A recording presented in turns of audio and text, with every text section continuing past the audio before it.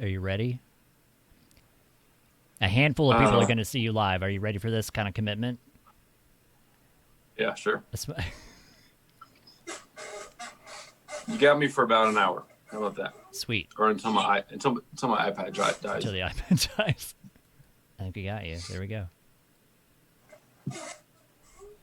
Did your live in front of millions of people. Oh, all right. So Demon Slayer loves your beard. There you go. You got one compliment already.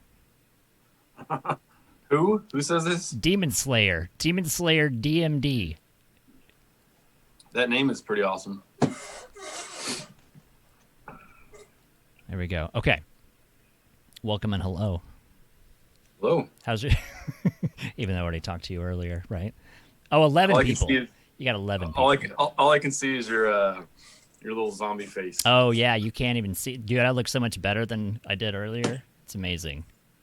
It's amazing. What is your routine? Like you get all dolled up for these things? Yeah, I'm actually, my normal, like if we were to go to the bar outfit, like I'm wearing that now.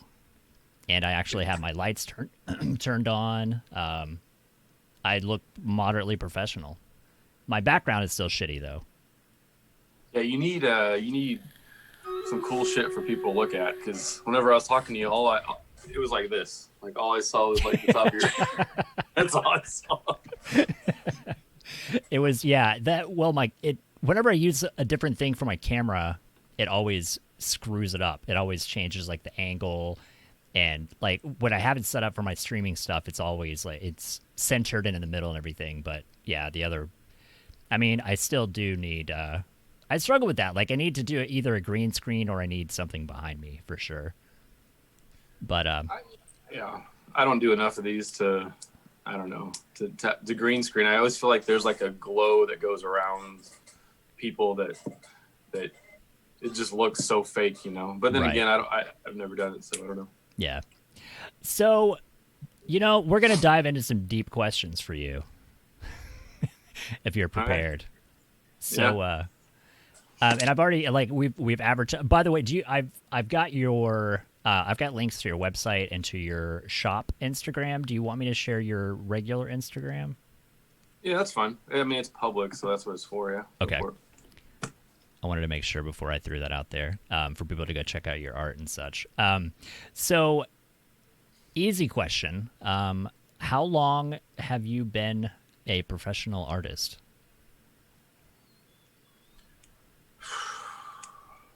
I mean... professionally, like making money at it. I guess so. Also, how would you? Actually, let's start with the better one. How would you define being a professional artist? I think it's making a living at it. So many people are artists and they just do a painting every now and again, but I pay 100% of my bills by selling art, which is extremely hard to do. Right. So, but that's what I would define being a full-time artist. And I've been doing it probably over 20 years. So it's pretty much the only thing I've ever done. Right.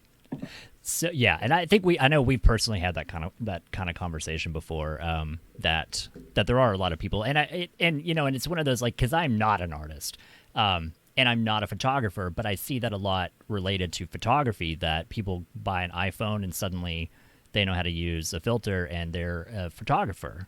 And it kind of feels like that's cheapening the whole idea, I guess. I mean, yeah, it can be because, I have a degree in art, which I think is kind of pointless these days, but I think the value of what college was for me was learning the history behind art, learning why people did the things that they did, the photographers, the painters, the sculptors. Right. You learn from the beginning of time up to current day art.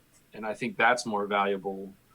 Or I think that's very valuable to a lot of people because, I've got people that I encounter that are artists and you say Kandinsky and they're like, who? Yeah. And it's like just legendary artists or groundbreaking artists, and they've never heard of them. So it's like, no, you're not an artist. You don't know shit. Right. So can you cuss on here? Do you cuss? Yeah. Sorry. Oh, yeah. This is all. You can, as long as you can't show nipples and you can't show cocks or vaginas. I was going to show my vagina at the end. It was like my grand finale. Is that okay? Yeah. I mean, that's kind of the thing. Is like I know that's your thing is known for showing vaginas, but I wanted I to. flash a vagina every now and again. Yeah. Oh, I think I screwed something up. Did the video stop working? Shit. Hold on. I broke everything. Okay, what the hell? Oh, there it is. Why is that?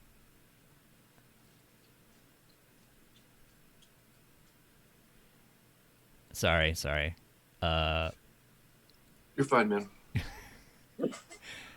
Everything suddenly decided to not work again.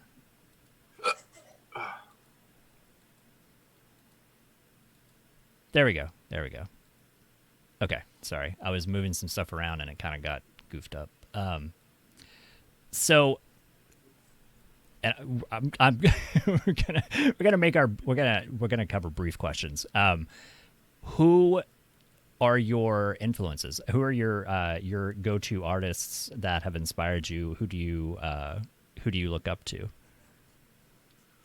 Starting out, I was more of a mural painter, and in the beginning of my career, so Diego Rivera was my big influence. He was a Mexican mural painter. He was married to Frida Kahlo, and his whole thought process was art for the masses. Right. You know, he was showing in the upper echelon in the early 1900s, and he was upset that the upper echelon people were the only ones that could afford art. So he kind of, invented the style of the mural, and he had this idea that anybody can see a mural. It doesn't cost money to look at a mural. Right. So it was art for the masses. So that whole thought process really resonated with me as a young artist. And if you look at my murals, I will either put AFTM somewhere in a mural. Every mural that I've ever done, it's hidden in there, or it'll just flat out say art for the masses. But I always try and hide that in there. It's like an homage to him. Even 20-something years later, I still do it. Right. But as far as painters go, I was always a big fan of Pollock's early work. See, people think Pollock was just splash painter. He was a phenomenal painter before he started throwing paint around. And he was married to Lee Krasner, and she was an incredible painter as well. And she gave up her career as an artist to promote him, which I thought was mind-blowing. Yeah. And then, but there's a lot of other ones. Edward Manet was good. But yeah, a lot of the old school guys, and you got to go back to Van Gogh. The way that he handled the materials was beyond his time. Yeah, it was awesome. Yeah, and that was, we kind of briefly covered it. Yeah, because when I went to the Van Gogh Museum, I never knew his entire history of work. I seeing everything from his kind of inception to his growing old, and it was very transformative, watching his career as he was painting very simple things into masterpieces that everybody knows now. It's very thought-provoking, and did he, it makes you wonder, did he see the world that way? Was that his artistic vision in the way that he saw the world, or was his brain so distraught that that's how he perceived things? You know what I mean? I think it's how he saw it, because he was mental. He was, right. I think he suffered what was the syphilis or something that affects the brain. Yeah. That messed with him. But he has two paintings that are my favorite, and I was lucky enough when I was in Amsterdam.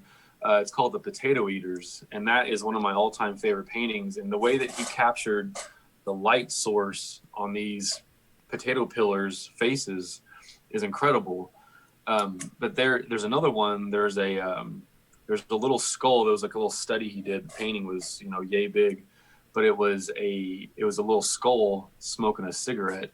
Yeah. And I remember that one. yeah, it's the way that he handled the paint, the way that he would apply the paint is out of this world. The way that he would just gob it on. No other artist in that time had ever done that. And you got to remember, the fascinating thing about art, it, like nowadays, nothing you can't do anything that hasn't been done. Yeah. And that's the shitty thing about where we are in life. Everything has been done. Even you can do it 10 different ways, but you know, back then these people were groundbreaking because the things that they were doing hadn't been done yet. Yeah. No one was dripping paint on a canvas like Pollock did, you know, and that's why it was like, ooh, oh, this is amazing. Well, no, it's not. It's not amazing. And, you know, it's a lot like an Andy Warhol. You didn't buy an Andy Warhol because you liked his art. His art was terrible. You bought it because of him. He sold himself as the artist. That's why you bought an Andy Warhol. Yeah, that's very cool. Like and that's one of the things, you know, because again, from a non-artist standpoint, it's interesting to hear those perspectives, because I think a lot of us do get dulled down to, you're looking at, you know, especially with something abstract that you look at and you're like, that doesn't make any sense. But people don't always realize the mind behind doing that, or behind even just the notion or the creativity to do something so bizarre. And also you touched on this too. I was actually curious about that. I don't know that I've ever even asked that about the art for the masses thing. So that's really interesting to know what that meant.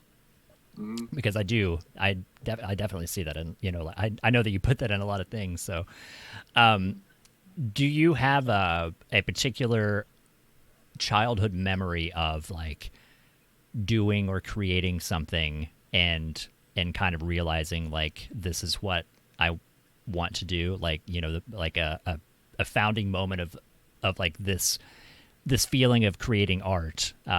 Was there a moment that made you realize that? Yeah, it's funny. This one of the guys that works at my shop, he was asking me, he's young, and he was asking me, he was like, other than being an artist, what did you want to do when you were a kid? And when I was little, my son's age, I wanted to be a park ranger because I loved digging in the dirt. But in second grade, it's actually in the art book that I released last year. I have like, did you get that? Did you get a copy of that? Yeah. I honestly, like, it's put up, it's saved. I kind of thumbed through it, and then I, you know, like, same with the Plumpies, like they're both stored away, staying in pristine condition after I thumbed through them. But I think it's on I don't know, it's like one of the very first pages. There is an image that I drew in second grade. It's a guy holding a dog, and it won some award in second grade, and it was the cover of this quarterly art book or yearly art book. I don't remember. Geez, that was forever ago, 30 some years ago. Right. And but when I won that award, you know, art just made sense to me when I was younger. It just made sense. It worked. And so it was either that or play basketball, and basketball didn't work out. So, right. Because you can't tell, everybody that's watching, you can't tell. He's tall as shit. So you can't tell from him sitting down, but he's a big, tall fucker. So you had that going for you. Yeah. So what made you, what was the driving force behind getting into tattooing? Oh, that's interesting. So, well, you know Tony. Right. We had been painting murals together for well over a decade. And after college, I worked at a museum, and then I was teaching college at the same time as I was working at the museum. And then that's when I got into TV as well. So I got a call from Extreme Makeover Home Edition, and they were like, come do this build. And I did. And I started working for them for the last 3 seasons. I was also teaching. I quit the museum, started working for the TV show, and was teaching, which was draining me. And So I was in the middle of a class, and Tony calls me, and he says, "Hey man, I'm doing it." I was like, "What?" He goes, "I'm opening a shop." So on the phone with him, I left my room and I walked to the principal's office and I quit. But I put in my 2 weeks because I wasn't going to be a dick to the kids. Yeah. But I quit right then and there. And I was just like, it was a natural progression for me. Yeah. I was like, well, I'm going to be able to work with my best friend. Right. So it worked out. So I'm still doing it. Was he unrelated? Was he before that? Because I didn't know him until that happened. Was he like working with somebody else, and then he was working at a shop, and he had started tattooing back when I was in college. So he has about 8 years on me. Okay. And but he was doing like in his house type shit. Right. But he was working at a shop for a few years, and the shop owners were just like dicks, I guess. Yeah. So he decided to go out on his own, and that's when he called me. Gotcha. And so of course I'm going to say yes to that. Right. Yeah, and that's another thing. It came up in conversation last night that in Oklahoma, tattooing was illegal until 2005, 6. We're the last state. Yeah. Last state in the country. Like Which is retarded. Yeah, it was insane that we could do all these things except get tattoos, and plus I was talking about the 3.2 beer thing too, which blew everybody's minds. That's like we had shitty beer, we couldn't get tattoos, we couldn't do anything.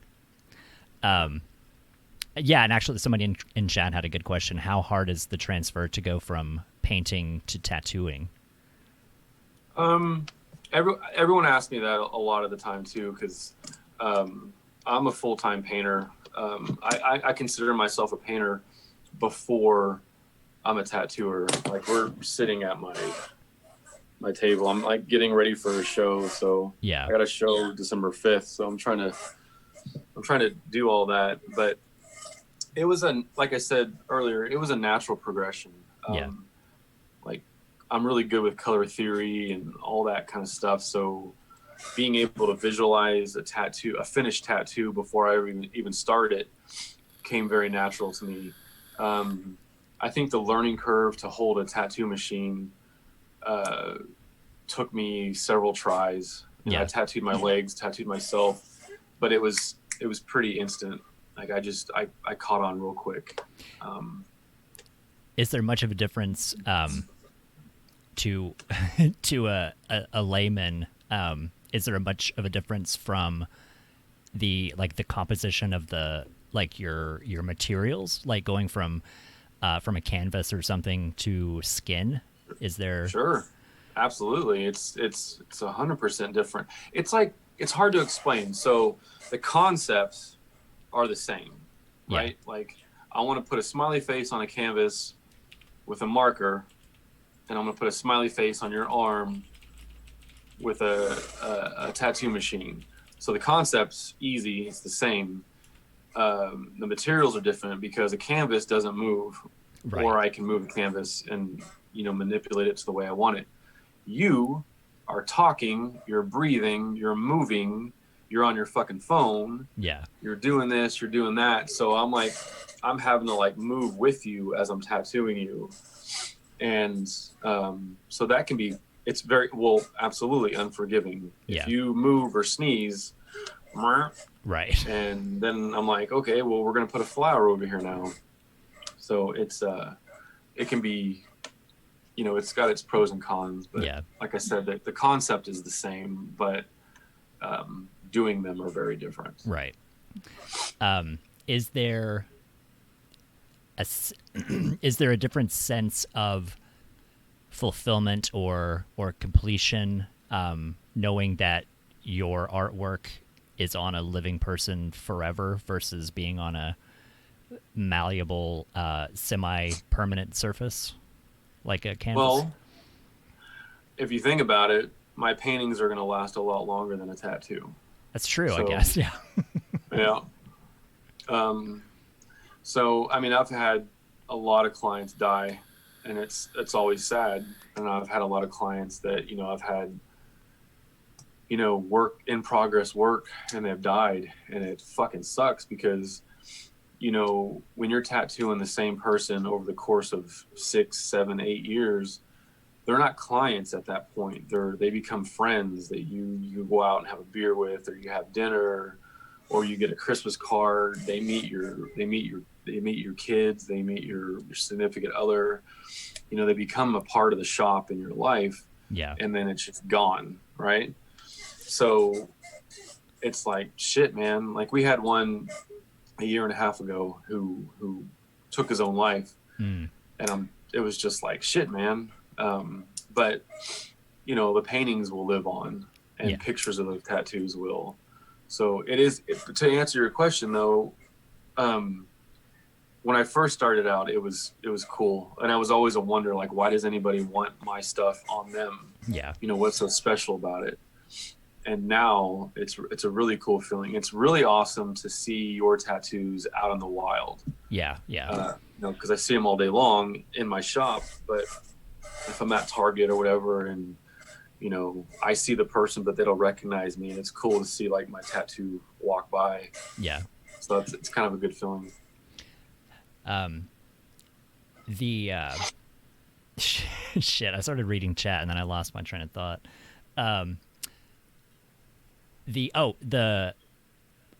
So you do, we're going to talk about your art show stuff too. So you also do for the past several years now, you've held kind of a little mini Tulsa event of doing an art hunt around Christmas time, right? Yeah, this is crazy because this December will be 10 years. Isn't that wild? Wow. Yeah, so I've been doing a citywide scavenger hunt where I hide my paintings around Tulsa. And it's over one night, and it's pretty cool. So it's gotten to the point where we've worked with different nonprofits to raise money for like the SPCA, the Animal Aid, all kinds of different stuff, like youth services of Tulsa. And then last year, I had a childhood friend, her house caught on fire, and her, I think he was like 8 or 9, her son got killed. And so they lost everything. Wow. And so I was able to pull together everyone that wanted to do the art hunt. They brought toys and stuff and money, and we didn't replenish a house, but we definitely helped as much as we could. Yeah. So we try to, there's a big following for that. So rather than, I don't make money on it. It's 100% for free. Yeah. So we try and use the popularity of it to do something good every year. And we try and find an organization, which reminds me, I need to do that. Yeah. It's October. I know. And you've got a show, you said December 5th coming up, right? Yeah. It's called Fruit Salad. I think we looked at some of the pictures. We're got on the topic of tattoos and art and stuff. I think it was last night, and we looked at some of the pictures. Or I guess, no, I think it was Tuesday. And are you, about some of the fruit pictures, are you doing that show here now? Yeah. I was supposed to announce it today, and I lost track of time. But it's going to be an invite only show at this secret location. And I'm going to go back to my younger days of how I used to have shows in Oklahoma City, where we would just have them in old warehouses and just kind of alter the area. Yeah. But this one is going to be a huge installation event. So we'll have paintings, my sculptures. Hold on a second. There'll be these sculptures that I'm making, even graffiti all over them. So they basically will mount on a thing. But so working on all that, and then we're gonna do some screen printing shirts and stuff, a big ordeal. So it'll be pretty cool. Oh, somebody noticed your giant T-Rex head behind you. Oh, Tina. Tina the T-Rex. Yeah. And that is that's ridiculously big. People aren't going to get the scale of that. That's 10 feet by 10 or something? It's No, it's probably like 9 feet wide by, I don't know, 8 feet tall. It's fucking huge. Yeah. It's funny because I painted it when I bought this house. I painted it specifically for this house because I have French doors right there, and that's the only way to get that thing in this house. You can't take it through a normal door.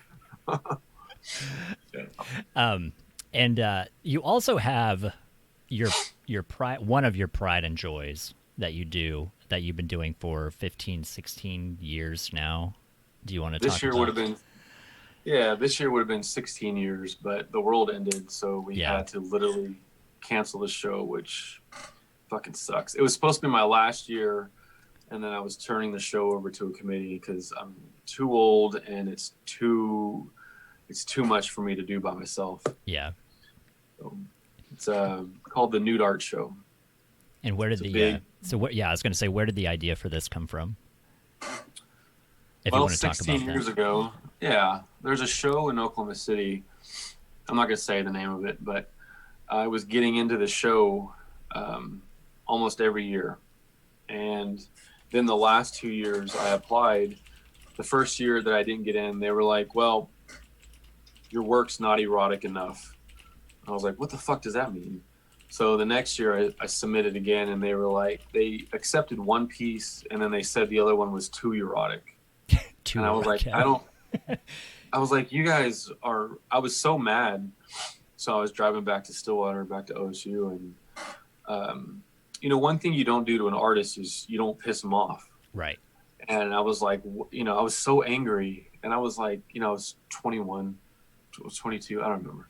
And so I was like, you know what? I'm going to do my own erotic art show. Yeah. As a joke, as like a fuck you. And I did, and it's turned into this massive show. It's turned in so big that their show, I don't think exists anymore because we put them out of business. And that was my goal. So by the third year of my show, they were calling me, asking me if we could cross promote shows, because more people were going to my show than theirs. And their show has been going on for like 30 years or so. And so what I did in 3 years has taken them 30 something, and we shut them down.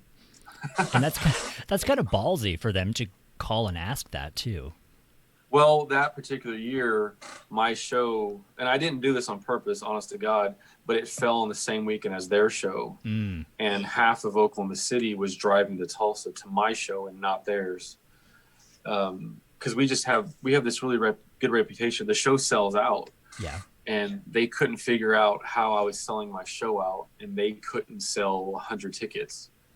And so it was until like, I think it was Nude 8 or something, 9, I don't remember. My show was getting so big that we couldn't fit all the line of people that wanted to come in.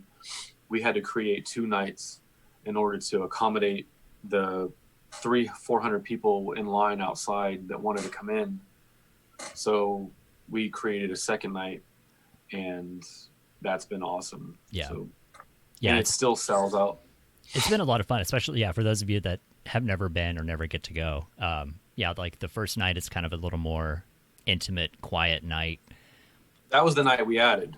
Yeah. So the idea was how, because Saturday, which is what it always was crazy party, the artwork's displayed, and Friday night we wanted to highlight the performers, the burlesque, the drag, the host, the poet, the singers, everything. And how do we put all of our attention onto them? So my idea was we do it like a cabaret show. We fill the venue with chairs, and we keep everybody quiet. And that way everyone's dedicated to what's happening on the stage, as opposed to Saturday night, which is just a fucking party. Yeah. And it's just, wall to wall people, we'll fit 900 people in there. So that was our solution, and it's worked out really well, which is funny because Friday and opening night has become my favorite night of the event. Yeah. Now. Yeah, this is one of those shows, like everybody listening, if you ever have a chance, maybe next year, if the world is okay again, to if you can make it out to one of these shows. Like, it's such a fucking blast. I mean, and you have, like, literally there are people. I think you've had people travel from all over the world to come to the show, Yeah, right? I still do. Yeah, all my talent comes in from all over the nation, and we were 5 days away from having the show this year, Yeah. and then the world ended. We were literally gonna load in on Monday, and all my talent was getting ready to jump on a plane, and then the shit hit the fan, and it was just like, you gotta be kidding me. So it was a first. I didn't know how to handle it, but we got through it. Yeah, because that was because I remember that because that was right after I had my nose surgery, because it was one of the years I was going to end up having to miss because I was all fucked up. Your nose job? Yeah, my nose job, to make it bigger and more bulbous and more gross. I think you were going for the Michael Jackson look. I was hoping to get that skull nose look where it's shaved off. It just looks like two holes in the front of my face. Oh God. Do you ever find yourself in like a creative block, like when you can't, like if you've run out of ideas or something? Do you have a method to get yourself out of creative blocks? I mean, that's a good question. I have a lot of artist friends, and they always talk about, and they bitch about it on social media too. It's like, cry me a fucking river. Like, yeah, I get it. What we do for a living is extremely difficult. You're constantly using your head, and people don't understand how draining it is to be creative. I get it. It's really difficult. But if you don't push through it and just keep trying, I've got this show in December, and I have literally gone through and repainted half these paintings now, because when you step back and then you look at them again, you're like, fuck, those things suck. Yeah. So I'm like repainting all these things, and it's taken so much time. But when everything was closed down, when we were stuck at home, when all this shit first started, all my friends were like complaining and all this nonsense. Well, I took advantage of it, and I just fucking made art like crazy. Yeah.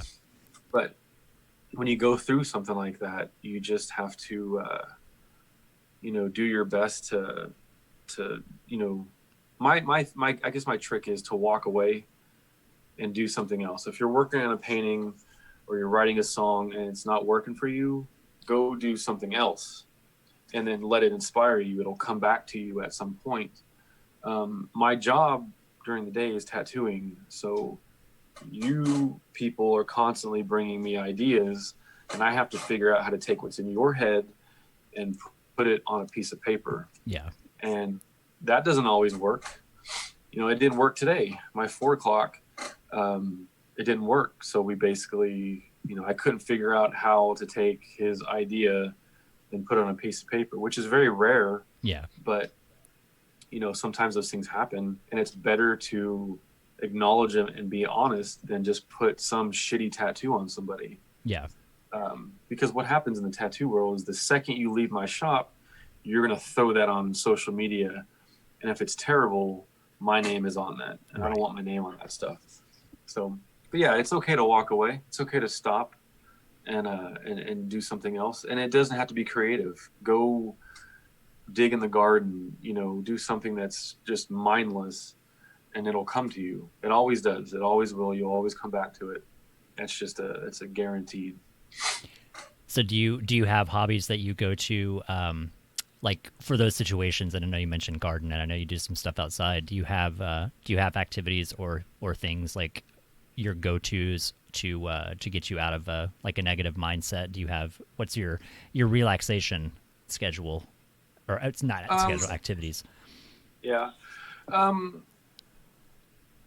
It doesn't happen a lot to me. Yeah. But when I feel it coming on, Ashley and I will go for walks or something, or I play music. I play a lot of guitar. So we, I just bought her first bass. So, playing music is another outlet, because you can just jam away and it's just nothing, just getting it out. Or I, drive one of the old cars, or,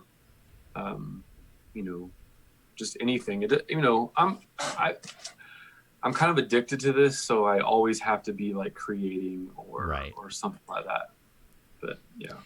And you've got one of your, if I remember correctly, one of your daily inspirations is you have a tattoo on your wrist that says, "Have you painted today?" Yeah. Why do you know that? That's weird. Yeah. Yeah. It's just, you know, because sometimes you get lazy. Sometimes I don't always want to paint every day. I don't always want to draw. You know, there's times when I just want to fucking lay in bed. Yeah. And it's so hard to turn this off. It's hard to like turn the ideas to, because in my mind, if I just lay in bed all day, I'm wasting time that could have been spent creating, so it's hard for me to do that. Yeah. And as I've gotten older, I have to force myself to shut it off, or else I go crazy, which these past 7 months, it took its toll on me so much so that I'm not working Tuesdays anymore at the shop. I decided I don't want to work Tuesdays anymore. Yeah. I'm going to spend time at home and just be here because, my schedule is I wake up, I draw all day, and I go to work and I tattoo the rest of the day, and I come home, I cook dinner, I eat, and then I draw for like 5-6 more hours. And it sucks to live like that. I never get to go and do anything because I'm always tied to the job. Yeah. So I'm trying to alleviate that so I don't lose my mind. I think that's definitely with everything that's happened. I think that's kind of brought that notion to the front of a lot of people's minds, that we spend so much time doing things for not necessarily for others, but work related or outside of our own personal life related, to where we get to the point that we feel like we're not enjoying our lives that we're supposed to be enjoying, that we spend so much time doing all these things, and then we realize that we have no time left, that we haven't done anything for ourselves. Yeah. I don't want to be 50 and be like, fuck, man, all I've done, because I gave up my 20s to make it as an artist. I look back on it now and it's like I did some cool shit when I was in my 20s, but I gave up the majority of my 20s to be an artist. Like I busted my ass. I worked everything. I took every job, every art job that came at me, I took. And that's what a lot of young artists will ask me, like, how did you get to where you're at? And my answer is like, where am I at? Right. I'm still hustling. I'm still, there's some days where I eat good and there's some days I don't eat at all. Yeah. And it's like, you have to, I feel like I'm more comfortable now that I've got to a point where I can say no to a job, which when I was younger, I didn't. I couldn't say no because I wanted to eat. Yeah. That was over a decade of, not going out and partying all the time, or all that kind of stuff. So it's all about your drive. Like, how bad do you want something? That's what I tell young people, because the young people today, they want instant gratification. Yeah. And that's not how the world really works. If you're not busting your ass, you gotta think of it this way. If you want to do something and you want to be good at it, you got to realize that there's 100,000 other people that are taking more steps than you're doing right now. Yeah. There's a million other people. So if you want to be the best artist, you better work all night long, because there's other people out there busting their asses and they're better than you already. So if you want to make a name for yourself, what are you doing that's different than what they're doing? Like, what are your routines? How dedicated is the drive? So all that stuff played a role in me. When my friends were in college and they were out partying every weekend and getting drunk and all that stuff, I was in my studio with my dog and I was painting until 2, 3, 4, 5 in the morning every day. It wasn't just on the weekends. It was every single day. Yeah. I never went out. I never did anything like that.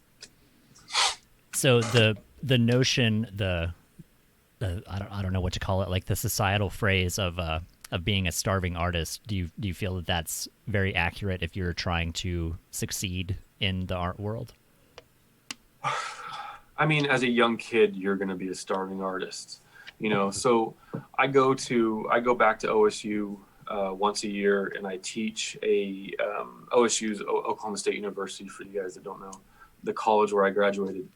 And I teach a advanced watercolor class to the senior art kids. And I do that for like 4 hours, and then I lecture all the art students, and there's a lot of them. And so this is how I start my lecture. And I started because it's true, and I wish I had someone like me when I was an art student. But I make them all stand up, and I say, if you want to be an artist and you want to do what I do for a living, stand up. So naturally, every kid in there stands up. Yeah. And then I say, everybody but, whatever girl or guy, and I just like, everybody but Rachel, sit down. So Rachel's standing by herself. And I'm like, okay, now statistically speaking, she might, and this is a might, make it and do what I do for a living. That means support yourself 100% by art. I'm not talking about teaching art or working at an art store or a museum. I'm saying like making and selling your art for a living. That one girl in that room of 300-400 kids might do it. The rest of you are going to give up halfway through. The rest of you are going to work at Braun's or Burger King or Walmart, or you might go into teaching, but maybe that one girl will do it. And out of the entire class that I graduated with at OSU, I'm the only one that's doing this. There's a couple other kids that are teaching. Well, we're not kids anymore, but they're teaching. But it's easier to become a doctor than it is an artist. Wow. So yeah, I mean, yeah, I guess that makes sense. And you're talking about a graduating class of 1,000, 2,000. How many? How many people? Yeah, how many graduate in a year? Just for reference. Like I have no idea. Yeah.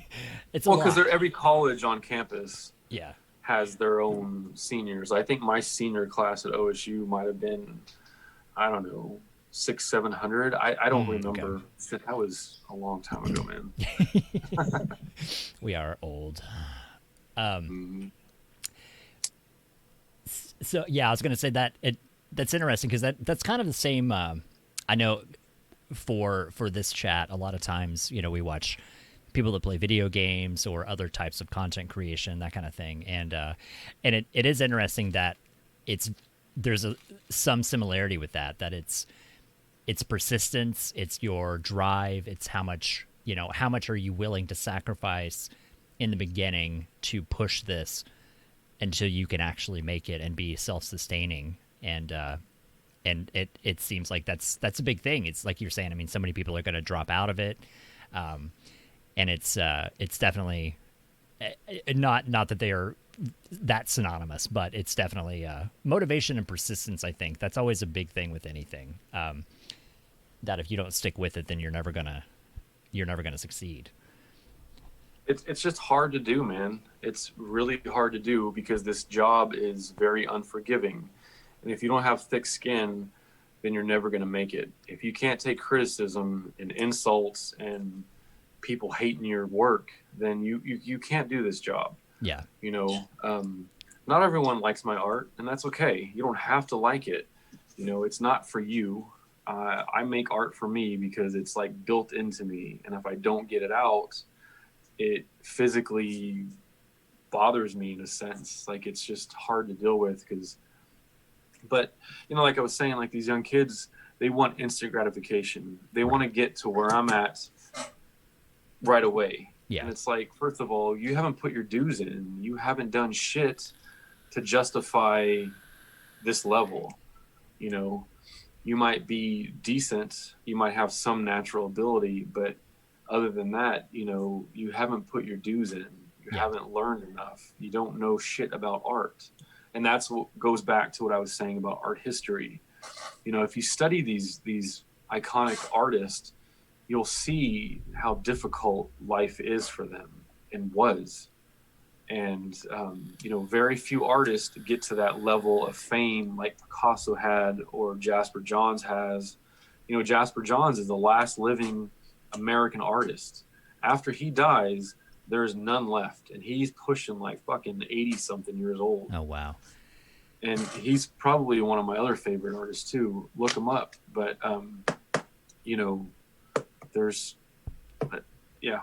it's a hard life, man. It's hard to get through, and a lot. That's why you don't get the payout as you would working at Walmart. Right. Every Friday you're gonna get that check. I don't know if I'm gonna get a check from this show in December. Yeah. Well, I do, because the show's half pre-sold, but someone that's trying up and coming, there's no guarantee that anybody's going to buy your stuff. Right. So, I have two questions. I want to say these so I don't forget. Sure. So the first one, you were talking about criticism and having thick skin. I'm curious if you remember any of your worst criticisms that you've received. And the other one, talking about art history, do you have? And the other question was, do you have a time frame, a time period in history for art renaissance that you would like to have existed in? The Baroque period for sure. It was very dark, like religious art. Like, look up Caravaggio. His work was so fucking dark and beautiful, and the way that he used light, just eerie. It's a very weird time. The other time frame I would love to go back to is like, the early 1900s, when Pollock and Diego Rivera were coming up. All these art forms that we're looking at now were being created at that time. Like the 50s, Cubism, Picasso's. Thomas Hart Benton was an incredible painter. People don't realize he taught Jackson Pollock. And, Thomas Hart Benton, you would know his paintings if you saw them. They're just incredibly famous. What was your other question? About, I was going to say, and you mentioned that Caravaggio, because I think Caravaggio did, I think he did a Medusa. He did I don't think it was Medusa. It was the death. It was the the lady killing her husband. I think I can't remember the name of that. He might have done a Medusa, but the famous one that he did was the woman stabbing or cutting the head off of her husband. I think it was. Yeah. I think it's because I think they had a Caravaggio special at the Rijksmuseum whenever we were there. And I mean, there was so much stuff at that fucking museum, man. The place is just, it's incredible to see what people have done. It's ridiculous. But the other thing was about criticism. But do you remember any distinct zingers that you've received in your life? Yeah, I had a professor in college. I'm not going to say his name. I had two of them. They were my oil painting instructors, and I hated them. They were such fucking assholes to me. But I look back on it now, and I realize that they were very old school. So the main one I'm talking about that I got into it with them both several times. But the one that I'm talking about, I don't know if he's even still alive, because he had been teaching there for like 50 some years. It was ridiculous. I would work late at night at OSU. I didn't like, because your painting classes were like 3 to 4 hours long. And back then I was a real big night owl. So I would bring my dog to campus, and I would sneak in before they locked the building at 9. So me and Hoover would go upstairs, and I would paint from like 9 p.m. until like 3 or 4 in the morning. And he had a dog bed, and but they were griping at me because they're like, you're not coming to class, and you need to come to class, and you need to be around your fellow students. And I was like, I don't fucking know them, and I don't care. Yeah. I was like, I'm turning in my work on time, and it's, well, not to sound conceited, but my work was better than theirs. And I was like, why do I need to be here? They're like, we need to be for critiques. And I was like, that's fucking retarded. So anyways, I came to class like the following week on time in my class, and this guy that I'm talking about was a giant triptych. A triptych is 3 panels, 3 different paintings. And I was working on it, and I was so tired because I had worked until like 4 in the morning and went to bed, and then came back up there for 9 a.m. and he walked up, and he didn't like the way that I was applying the paint. He Right. thought I was putting it was he thought the paint was too thin. But see, he painted thick. He painted like Van Gogh, so he would slap on the paint. He thought I should be painting like that. So again, like you said, I'm a big guy, and he was an old, frail old man. And he took my paintings off the easel and he slammed them on the floor. He like knocked each one off, and he was like, "This is shit." And I was like, "Are you fucking kidding me?" And I blew up on this guy. The whole class was like, "Oh shit." And I was like, "You know what? If you're going to throw my stuff on the ground and you're going to say it's shit, tell me why. Yeah. Don't just do that. You can't do that to a young artist." So we got into it. I got kicked out of his class, and I had to go paint down the hall, which was by myself, which is what I wanted anyways. But that always stuck with me, because that was purely because we didn't like each other as people. Right. It had nothing to do with my art. He knew my art was good. He just wanted to be a fucking asshole. Yeah. Because I was never in class. And so he tried to, act like that. But, so, yeah. Do you have, and I kind of know the answer to this. Do you have a bit of a secret method to your painting that no one really knows about? I used to. Yeah. I used to be a very secretive painter. My earlier stuff, which is funny because the way that I used to paint, I created this technique that I painted that way with. And for years, I used to use a lot of chemicals to paint with. And I'd use this shit called T1, which is extremely dangerous. Mm. And I think there's only 2 states, us and like Alabama, that it's legal to have this shit in. And they use it at screen printers, and they use it to clean the screens. It's extremely potent. It's like you smell it and boom, you got fucking brain cancer. It's how bad this shit is. It's so bad that if you have like a milk jug full of this stuff in the building and the building catches on fire, the fire department will not go in, because that shit is just like insane. Anyways, I used to paint with this shit. And I remember one night I was up there real late, and I had just got a bottle of this, and I was like, let's see what this does to my oil paint. That was my thing. Like I wanted to see what different chemicals, how they affected oil paint, to see what it did, like what kind of reaction was going to happen. Yeah. So I'm like, this is just water. But like I had it right here by my face, and this is like 2 a.m. Hoover was sleeping, and I was like, let's try this out. And I went to open it, and I got a whiff of it like an idiot. And I've never passed out in my life. Nothing. I've never like got knocked out or anything. But I went back, and it was instant. Like, holy shit! I saw these black blobs everywhere, and I had to put the lid on and go outside and get fresh air.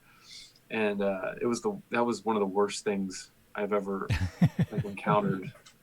I don't know. What was your question? I don't remember your question. It was kind of about that, about your, because I know you had a very unique thing that you did, a process that you did. So I would use these chemicals, and I would move them around on the canvas with air. I very rarely used paintbrushes.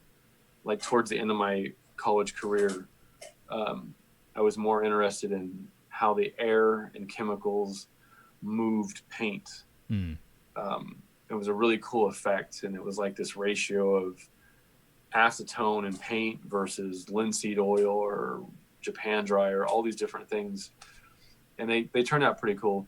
But 15 years of painting like that, I can't use it anymore. I can't do oil painting because the fumes have fucked me up permanently. So now I just use inks and watercolors, things like that.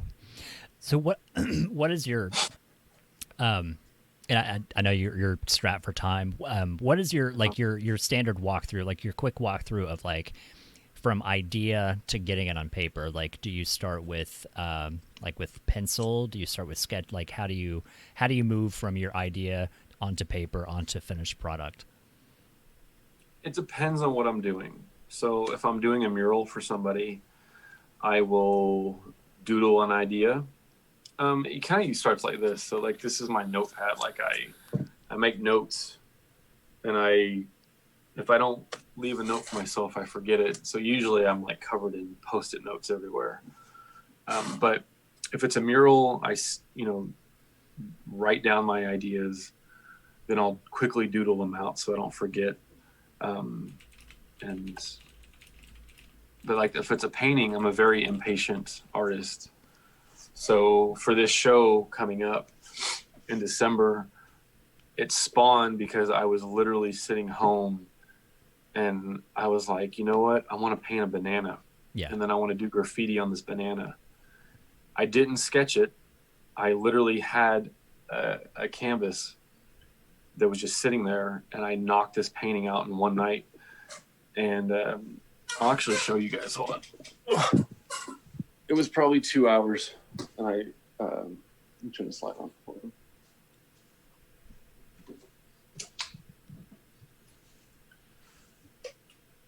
So can you see? Oh, wait. Sorry. You see that? Yeah. So yeah, I'm trying to get a good picture. But I did that in like 2 hours because I had this idea. Oh shit, where's the camera? Oh. Did that, and it's a pretty big canvas. Do you see how tall I am? Yeah, what are you, like 6'4", 6'5", 6'6"? I'm 5'9", man. 5'9", yeah. I'm 6'6". 6'6". Yeah, because you're as tall. I think I had that conversation because you're as tall as Derek Mears is the actor that played the new Jason Voorhees from like 2011 or so, and you're the same height as him. I think I could take him in a fight. Probably. He doesn't have any hair, so I mean, I feel like you already got an advantage. I don't know what that means. So yeah. Oh, somebody said, did that just say eat a dick on the banana? Yes, it does say eat a dick. Yeah. That was actually a curious question of mine. All the writing on that, how do you come up with, because I'm assuming this is all your writing, how do you change up the writing style so much?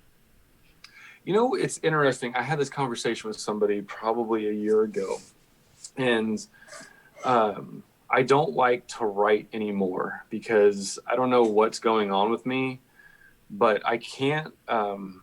My writing style is very odd, and I would love to figure out why I do this. But I will go, like, as I'm writing, I will go capital letters to lowercase to cursive to shitty writing to like my graffiti write style, all in one sentence. And it's so weird to me. I don't know why. I don't know if it's like a form of dyslexia or what, but it's very hard for me to write notes to myself. I have to keep them very short because it will just, I stopped and I was writing. That's one reason why in the book that I released, like I wrote those notes. I wrote in there because I wanted other people to see that. And if they ever caught on to it, because I'll be writing and then all of a sudden I'll go to capital letters and then lowercase and then cursive all in one word sometimes. But so writing stuff on here, I really had to like slow down and stuff and do like graffiti style sometimes. But I've noticed that it's harder and harder for me to write these days. Yeah, because that's a very difficult thing, like for a person to try to change their handwriting or writing style, and looking at all of those paintings,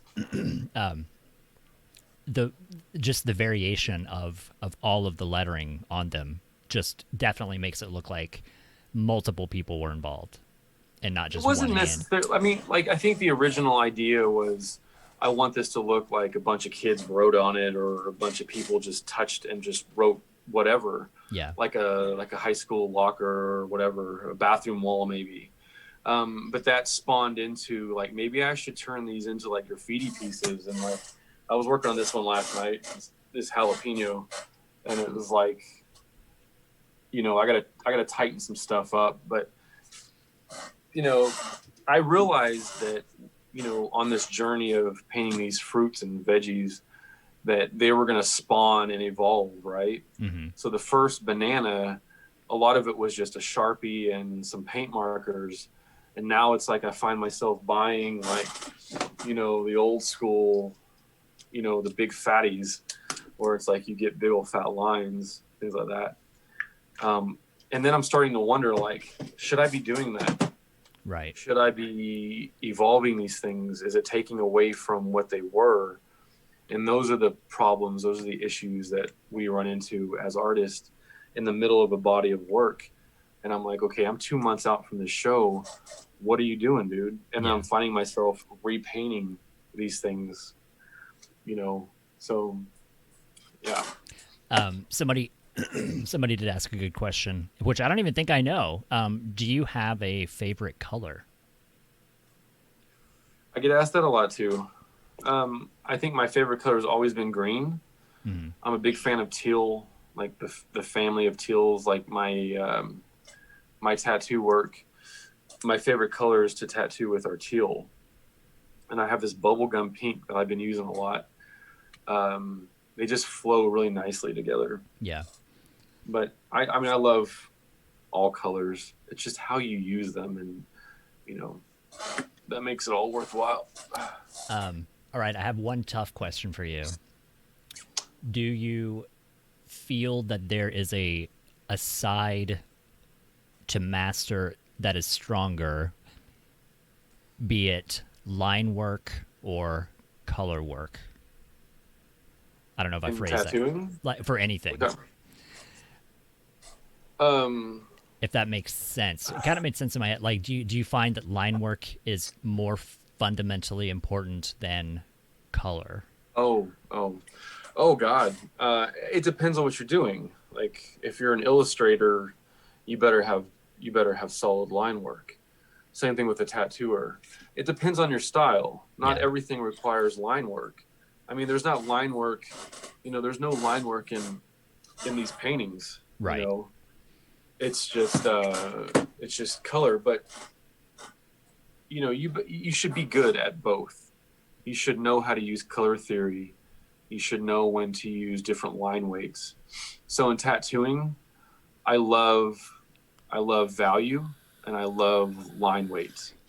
Like, a good tattoo to me has solid line work, has different variations of line weight. Line weight means fat lines and little lines, and once all of those things come together, then it's this harmony that goes great with color. Yeah. And if you can utilize color just right and you understand it, like my guys, if they come work for me, I make them buy a color wheel, because if you don't know how to use color, you shouldn't be tattooing unless you want to be a grayscale tattooer. But color is hard to work with if you don't know what you're doing. Yeah. So I think they go hand in hand. Okay. That hopefully answers Yeah. your No, question. that was kind of my curious question, because it's I was always curious, like, which one kind of holds more value. But I think that makes sense that both need to kind of be a fundamentally solid thing. Yeah. Do you do you have a particular body part that you prefer to tattoo on? If I had to pick, it'd probably be legs. Yeah. Legs are it's just firm skin. It's flatter, a more flat area. Like a thigh, a good thigh is always nice because it's I can do a bigger image and not have a curve. Right. I've done some incredible tattoos that I've never posted because you have to like figure out how to do that and take a picture all the way around, and I'm just like, fuck it, it's not even worth it. Like, I know it exists. Yeah. And that person knows it exists. So yeah. Is there I guess advice for anybody that's wanting to get a tattoo? Is there a particular place that you as a tattoo artist would advise against? Like, aside from like the backs of your hands or your face, is there an area that you would recommend against somebody getting for the I guess for the ability to create a quality tattoo? Is there a body part that prohibits or inhibits doing that? That's a good question. It's first, you should always research your artist. A good artist can tattoo anything, anywhere on your body and make it look awesome. Does that mean it's easy on us? No. I fucking hate tattooing on the side. Yeah. Like, we call them skank flakes. And they're terrible to tattoo on because it's fucking painful. And, you know, you're either trying to work around a titty or fat rolls or, you know, it's hard because, you know, think about someone laying on their side and you're taking a Sharpie and you're trying to pull a straight line while they're inhaling. So you're having to like move your hand and float with someone's body. Yeah. All their movements. And that's extremely difficult to do. I don't know if you this is a private question. If you want to answer this, you can refrain, or if you don't, have you tattooed genitals? No. Do you have a rule against doing that? Well, look at it this way. I get asked this all the time too. Look at it this way. If somebody you didn't know came over to your house and they pulled their dick out and were like, hey, draw a smiley face on this thing. Right. It's fucking gross, man. Right. It's disgusting. Like, I don't want to be down in someone's shit. Yeah. You know, I tattooed a butt cheek one time and it was terrible. Yeah. It's terrible. You know, it's just not, it's just, yeah. No. Nobody at my shop does. Yeah. I don't know that people really do. I mean, you know, because I know that like there are some pretty deep like fetishists that have, you know, genital tattooing, and which is fine. That's not anything against it. What are you into?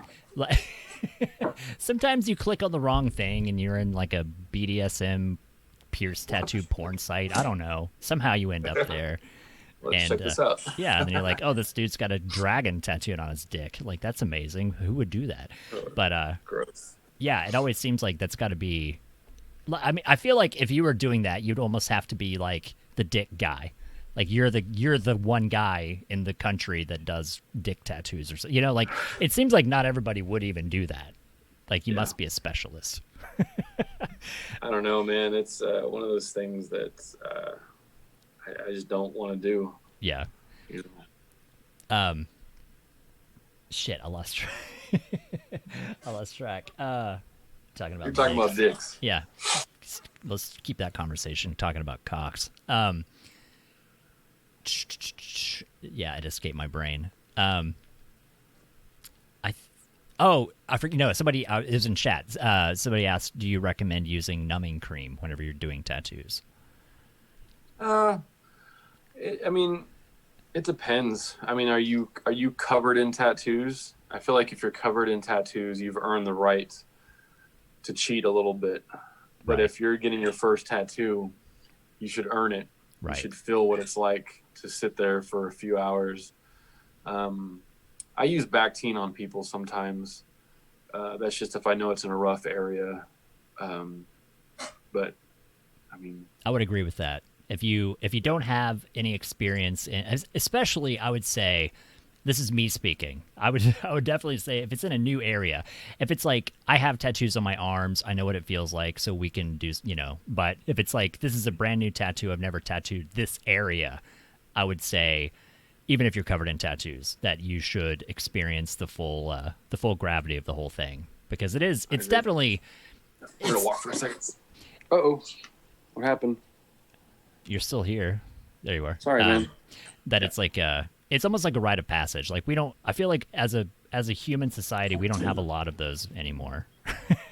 As primitive people, we used to go through so many painful rites of passage and growing and changing and such. And it to me, it feels like that's one of those things, those last things that we still have. The pain. Yeah. Yeah.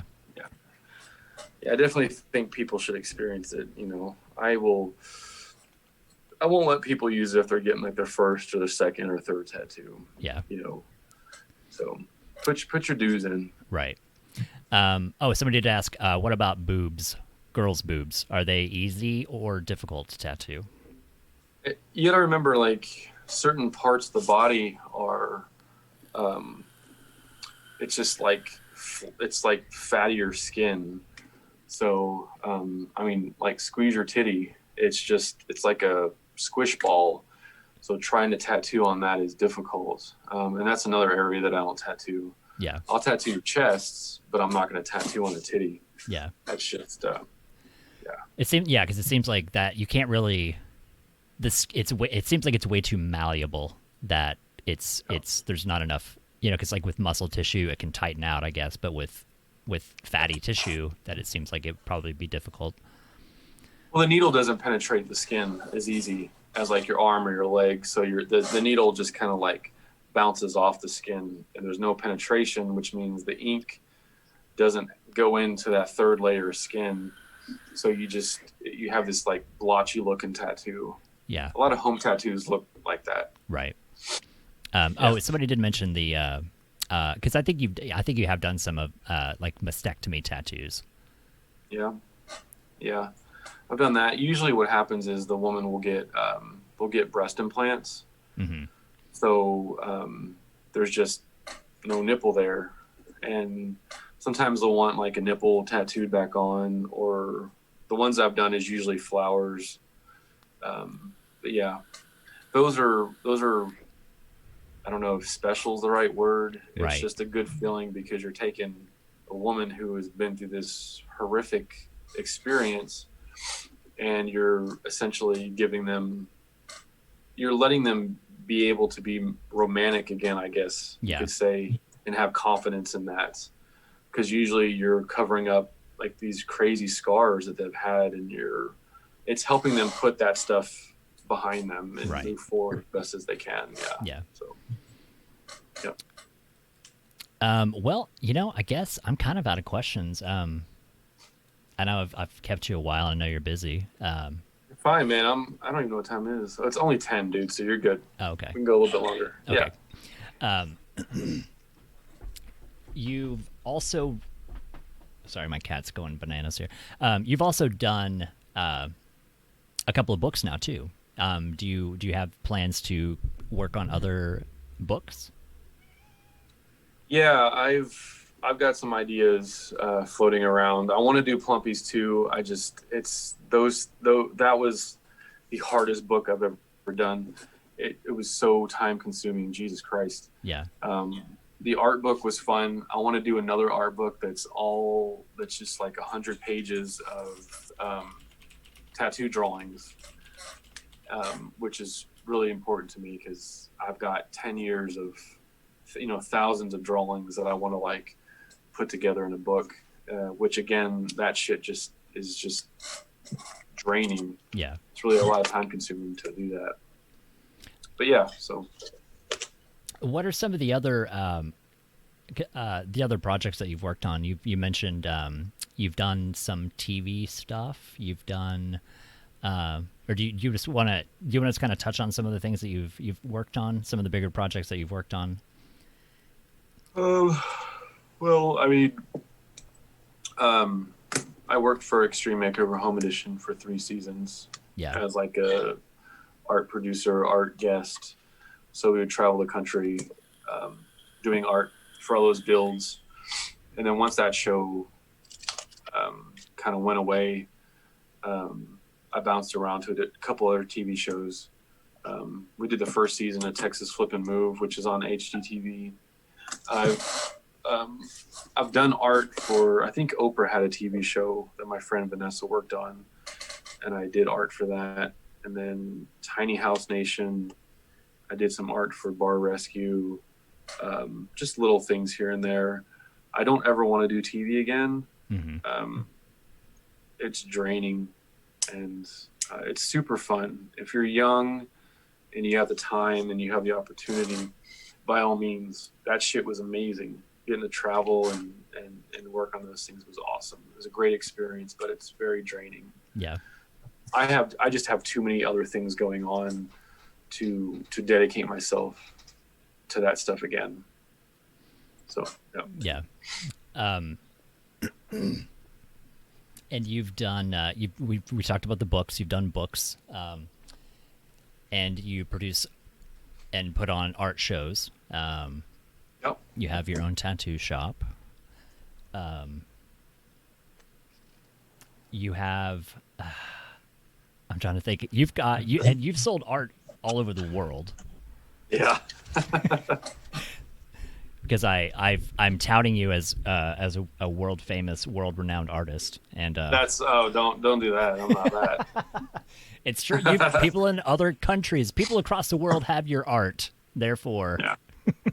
Well, I'm not on that level, but I appreciate it. And you've also you are the brain behind my brain logo. You can't see because it's on the screen. Oh, yeah. That which blew my mind because you're like, yeah, I drew this on the plane flying back from Canada. I was like, Jesus, I can't even draw a straight line, and you drew this whole thing like on a fucking iPad in an airplane in like an hour. Yeah. I was telling you guys about, you were asking me how the process works, and I'm just flipping through my idea book here, and we bid a mural. It was like a 150-foot mural. It was a few weeks ago in Collinsville. It's like a town that's, it was like, I don't know, 20 minutes from Tulsa, 30 minutes from Tulsa. But this was like I had to write this down real quick or doodle it out before I forgot it.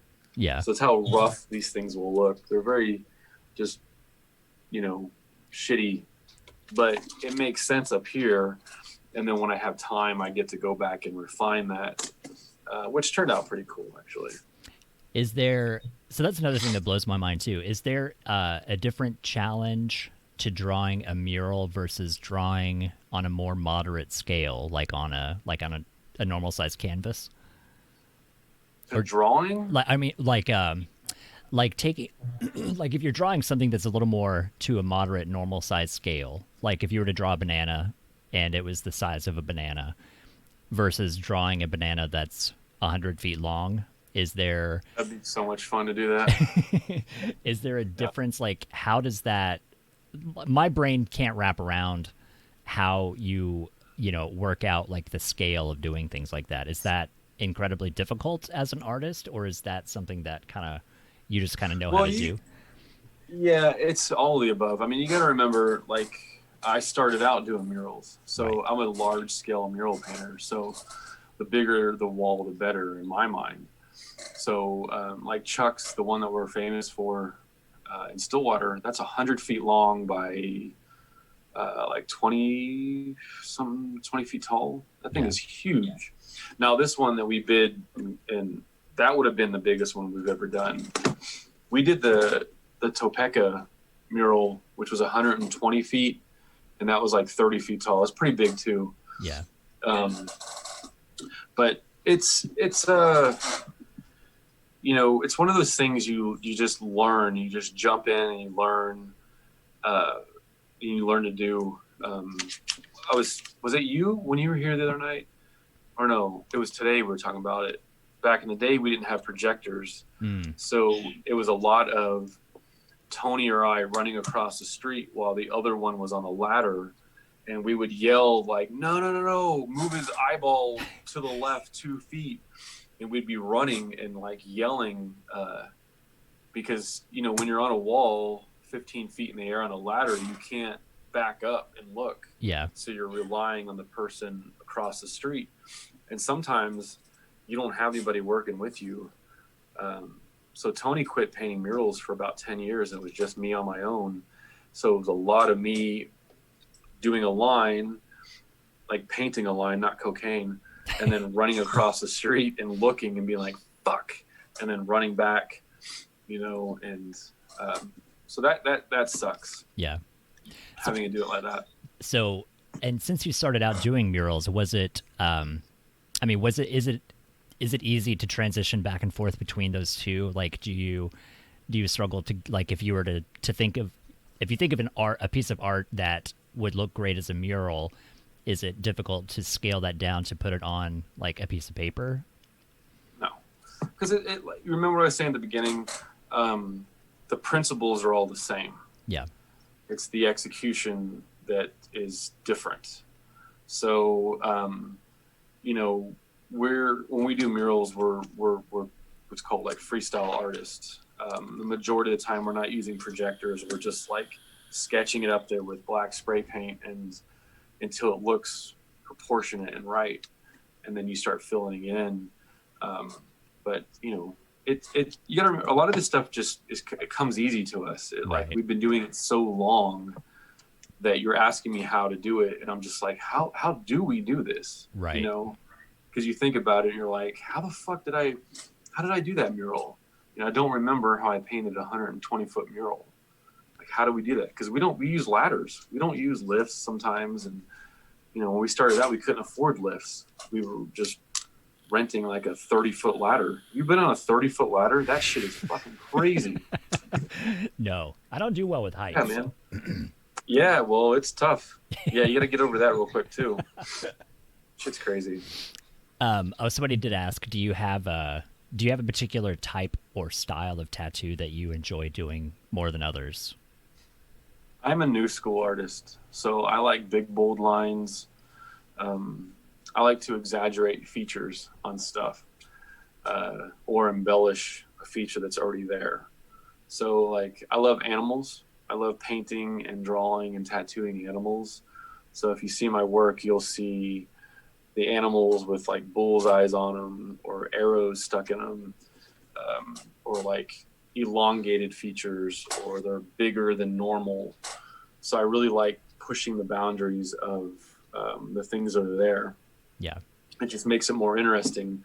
I see these hyper realist painters and I don't understand why. Why do you want to paint like a photograph? Right. Just fucking take a picture of it if that's the point, you know? Like, I like the whimsical, like Salvador Dali was awesome. You know, Rene Magritte was pretty good as well. Just like pushing the boundaries of, you know, kind of draw this pen, but maybe make it bent a little bit. That's more interesting than this, you know? So that's my whole thing. Like, what can I do to change it up that makes it more interesting from what it was originally? Do you have, or do you, I know this. Like I said, we looked at some of your stuff the other night because we had talked about, you and I had talked about you coming on, and I'd kind of talked in chat about it. That you have some trademark features that you tend to add into paintings. Is that something that you want to discuss, like the bullseyes or the bracelets or X's? Like you have little things that you add in. Is that something you want to discuss? Is there meaning behind any of that? Sure, there's meaning behind everything, or else you probably wouldn't do it, you know? Yeah. I think for me, the like the bullseyes and the arrows, the arrows are usually in the back of animals or the back of birds. Sometimes they're in the front, but the majority of the time, I'm putting them in the back of an animal, and that's kind of represents. You know, the bullseyes and the arrows are like, it's like this, you know, you go through life and it doesn't matter if you're the best person on earth. There's always going to be people that don't like you, that hate you, that are going to talk shit about you. So inevitably you always have this target on your back. There's someone always like coming after you or whatever, and they're going to shoot you. Yeah. They're going to get you, you know, it doesn't matter. So, you know, I think I was just trying to figure out how to represent that and not be so obvious about it. Yeah. You know, it's funny because I have a lot of those paintings hanging in the shop, and people will be like, "Oh, are you a big hunter?" Right. And I'm just like, "Yeah, I fucking paint animals and I love to kill them." So, but it's fun to see people's interpretations of my stuff. And art just in general, because I think that's the point of it, right? Yeah, I would agree. I mean, it's anything to evoke emotion. Sure, but I think it's the idea, like, you know, the artist, in my mind, and I proved this a long time ago, many years ago, the artist always has control over the viewer, always, even if you're fucking dead. Yeah. You know, so if you came to my opening and there's 10 people in line to talk to me about the banana painting that I showed you guys, I can tell you 10 different things of what that means. Yeah. So every one of you in line can have a different meaning behind it. And that's my power over the viewer, right? And so when I was teaching college, they were like, if you're going to work here, you have to have a solo show. I said, okay. And they were like, but it has to have a point. You have to have like this, what's it called? An artist statement, a CV statement, all this stuff. And I was like, I fucking hate writing these, right? So I was like, that was the theory. Like, I wanted to prove that an artist can have total control over the viewer. So I painted 15 paintings and I wrapped them in brown bags so you couldn't see the painting.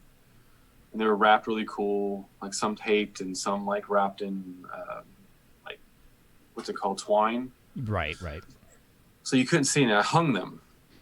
And I had everybody from the museum come and the director and all these people. And what I did was I had them all hanging, and then I had one that was cut open, and it revealed the painting. And none of them, so there was 14 that you couldn't see. They were wrapped like Christmas presents, essentially. So I had the opening, and everyone was pissed.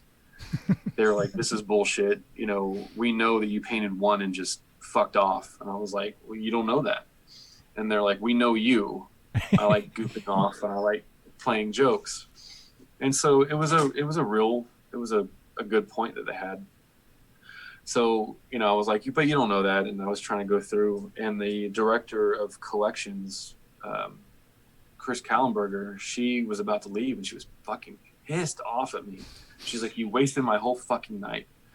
I was like, Jesus. I was like, well, you know, why don't you pick one? She goes, what? I was like, pick anyone up there that you want, and we'll test your theory. You know, so she picked one, and I went back there, and I had a razor blade, and I cut it open live in front of everybody. And so that interaction between her and I proved my point, you know, and I thought it was a pretty successful show. Yeah. So now I feel like I don't want to miss the joke. There were actual paintings behind all of them, though, right? Yeah, there was. I didn't, you know, but it was the idea that I didn't have to show you. Right. So I made this big fuss about this show. There was like 200 people there, and I didn't show anybody anything. Yeah. I showed you one piece. That's what I allowed you to see. Yeah. You know, so when I hung them all, right? They were all wrapped. So the one that was hanging, I ended up cutting it open, so the packaging just kind of like laid down, and you could see the painting in it, right? And that was the question and the theory behind it, or whatever we'll call it. And I proved it, because I didn't have to cut that one open for her, but I did. Yeah. It was hilarious. It was really funny. That's really amazing. Yeah, like I didn't want to feel like it was that I missed something obvious, because I was like, I'm pretty sure you said you actually painted all of them, but like, yeah, I did. To make sure that we clarified that. Yeah. You've started getting into sculpturing a bit, right? I mean, I've always been in it. Yeah. Is that something? You just don't know me for it. I usually don't. I don't like put that out in the world. Yeah, I mean, because I know you've done a lot of, you know, a lot of things in sculpting and such, and I know back when you were teaching, you used to because I think you used to have access to a kiln, and you used to do some stuff way back then. Yeah. Is that something also that was that easy for you? Moving from a flat surface to a 3D surface, is that a different type of learning set of skills? I mean, for the normal person, yeah, you're using different tools. But again, I have this unique ability to be able to see things finished before they're ever, like, I can look at a clump of clay and say, well, I want to make this into an eggplant, which, matter of fact, I started an eggplant the other day. So, this is what's called life size. This is what's called, yeah, right. Accurate representation. So this is called greenware. So this is raw clay that hasn't been fired yet. So if I flick this too hard, it would just shatter. So this will eventually turn into this, you know, all painted and all that stuff. But yeah, I mean, you don't know me for a painter or a sculptor. I do a lot of it, but Yeah, I feel like, I mean, I feel like I've seen more of your, I don't maybe I don't know if abstract is the right word, but some of your other like flower pots and little vases and little things like that I've seen you do, but I don't know that I've seen any realistic sculptures like with the eggplant and the banana. I think most of the stuff I've seen is very creative, abstract, functional. impressionist. A lot of it was functional because when I was teaching, I have to do demos for the kids, so I have to throw a pot or build I used to do a lot of candles, like candlesticks, and when I used to teach, so I would make these really elaborate candlesticks. They're beautiful. I don't think I've got them somewhere, but yeah. But yeah, I want to get back into it. It's just one of those things, man. You got to make time. You got to give and take. Right. So something's going to suffer. Is there, and somebody was asking if you've ever done body painting, and it's like, yeah, you painted me. Mm-hmm. I think that was the first. Was that, have you done any other body painting projects like that? Or is it just me? Not as intensive as yours was. Yeah. Extensive, yeah. Yeah, because that was like 6 or 8 hours or something. It was a long day, man. It was a long day. And it's still amazing because I still use that picture all the fucking time. Yeah, it's pretty crazy. It's just looking at me like that. Just like, okay, put that part out. Yeah. Is there any other type of medium that you have not explored that you would like to explore?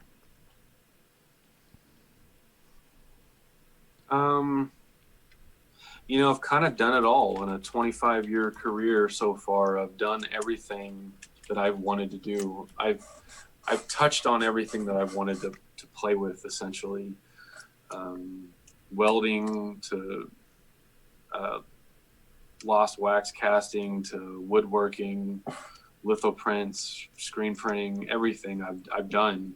I think that's part of the journey of being an artist. Is I used to get into arguments with my professors because they're like, your work is not consistent. Yeah. And my argument back was, how can I be consistent when I haven't explored enough? Right. How do I know what I want to do? And I was the guy that would come to the critiques with, 40 different styles, 40 different paintings. And, I'll be going up against Sally, who had, 12 drawings of flowers. That was consistent. That's what they wanted. They wanted to teach you consistency if you wanted to apply to a gallery. But I'm like, I'm a sophomore in college right now. How the fuck do I want to, how do I know? How does anyone here know what they're good at without testing the waters? Yeah. So my argument was like, you guys want to walk this straight path.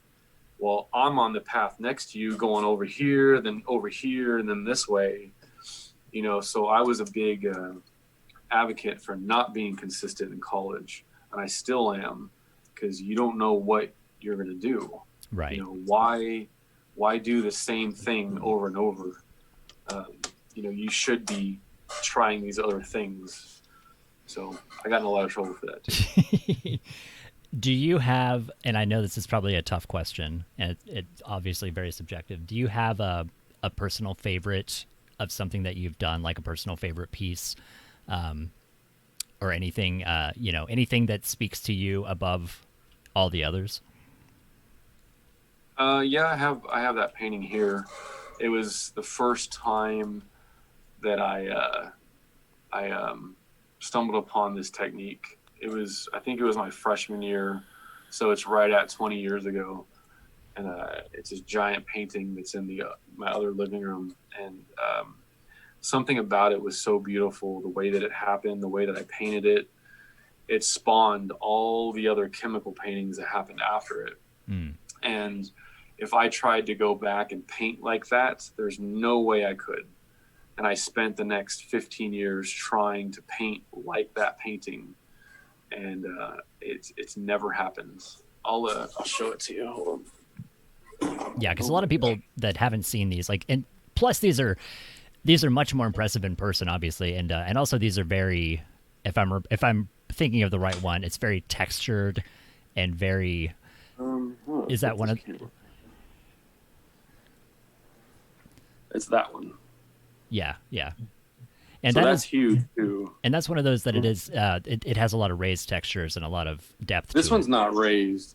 So there's another one that was trying to do it, and this one's from college as well. Both of these are from college as well. That orange one on the bottom, I was using tar that you would tar your roof with. This is the one that was in a show, and you see how it's dripping real bad, the black. Yeah. So that only started happening about 5 years ago, and I did this painting in 2004. So those chemicals, like all this streaks, yeah, that just started happening about 5 years ago, and that's the tar. I'm assuming it. I don't fucking remember what I even used, but that shit just started happening a few years ago, which is crazy to me. Yeah. But these are from a show. I did these for a show in Texas a couple years ago. I had a big solo show in Texas, and that kind of happened. Oh, we're back. Oh, there you go. Oh, here's these. These are the candlesticks that I used to make. Dude, I love the elephant feet. Oh yeah, right. So, back in here. Yeah, everybody loves it. Oh, here's the. You were talking about the flower pots. Let me switch this around too. This is. Oh, I don't know how this got in here. Hold on. These are the flower pots I used to make. Yeah. So these are pretty gorgeous. Like I made everything, and then I'd fill them up with the nails. So it's just like taking different things, and there's a sculpture out of metal I welded. There's like a little demon head. Yeah, it's funny. Like whenever I would babysit, that just walking around and looking at all the random shit that you had scattered everywhere it's like an adventure every time. And I'm like, I've never noticed this thing before. Yeah, when people come to the house, they always, you open the front door and you're like, come on in, and then you turn around and you start walking, and then you're talking to them, and you realize they haven't left the front door because they're just like, our house is covered with art everywhere, which I think is great. I think, support local artists, support people that are trying to make it. Otherwise, you're just covering your house with like Pier 1 bullshit. Right. There's no offense if you are. So. Yeah, I mean, it's it's definitely better. Like instead of buying a one-off print of something, like go find something that somebody made. Somebody put their. Yeah, I mean, even if you're giving somebody $5 for something like that, you never know what that means to somebody. But that's the thing. Yeah, but that's the thing now. Like when I was starting out, social media didn't exist. Yeah. So, and I'm gonna hold that for a second. But there's when I get asked, like, when I tell people, like, yeah, I still hustle. I hustle as much as I used to do when I was, 18, 19, 20, 21 years old. And they're like, what's the craziest thing you ever did? I remember I took a gamble. I'm a big risk taker. And so I will gamble on the underdog every time. Yeah. And I had rent coming up, and I think I was like $150 short of rent. And it was homecoming weekend at OSU, which if you've ever been to OSU, homecoming weekend is massive. Like 100,000 people will flood the streets. And so this was like a week prior to that. I found out that you could buy trucker hats, the old foam trucker hats. And I was like, okay, I'm $150 shy of rent. So I'm going to gamble on the money that I have. And I bought, I think 100 or 200 trucker hats. So it was like, if this idea sucks, I'm in some deep shit. Right. And if it works, it's going to be amazing. Well, it worked and it was amazing. So Tony came down. I said, I got this idea. So we took this box of trucker hats. They're all different colors. We bought like, all these paint markers and shit. And we sat on the corner during homecoming weekends and we drew people's names in graffiti on these trucker hats. And we would draw different shit like characters and stuff, and we would sell them for like 20, 25 bucks a piece. Well, we ended up making like almost $1,000. So I paid rent and we went and had like a steak dinner or something. But that's the shit I was talking about. Like, you know, take a risk on it. And, yeah. And, you know, yeah. And as far as hustling, like, you know, I've gone with you a couple of times, like, you know, for the shows, for the art shows and stuff, you know, you'll still go out and flyer. Like you get very high quality flyers printed up to go drop off at bars and such. And I mean, yeah, there's a lot of work that, yeah, I think that's probably something that a lot of people don't see. You know, they find a flyer at a bar, they're like, oh, cool. Like they don't think, you know, somebody sat down and designed this and had the idea behind it and then had to actually go out and put work into getting these in the right places. And like, yeah, I think it's one of those areas people probably don't think about when they see, you know, because some people see it as like, oh, this is just junk, you know, but it's like somebody put their soul possibly into this to try to get this into, you know, just to get this to where you could see it. Mm-hmm. Well, that's what people don't understand about that show. I mean, that show is so big in like the early days and still to this day. I do everything involved with the show. That's why this was supposed to be my last year for it, so I could turn it over to a committee, because it's just it takes me about 7 months to plan that show. Yeah. So like from designing the flyers to having them printed to the posters to physically walking miles around downtown, putting them on cars or putting them in businesses or hanging the posters up, dealing with the hundreds of emails, all this shit, you know, I have to do. Yeah. So. And I've seen the mess of Post-it notes. Because you're not kidding that you have like a wall full of like 75 Post-it notes of random things. You have to when you're juggling that much information. So when you're trying to, you know, because I have to pick up talent from the airport, and those people will fly in at different times. Then I have to like go to sponsors, you know, and I have tons of sponsors.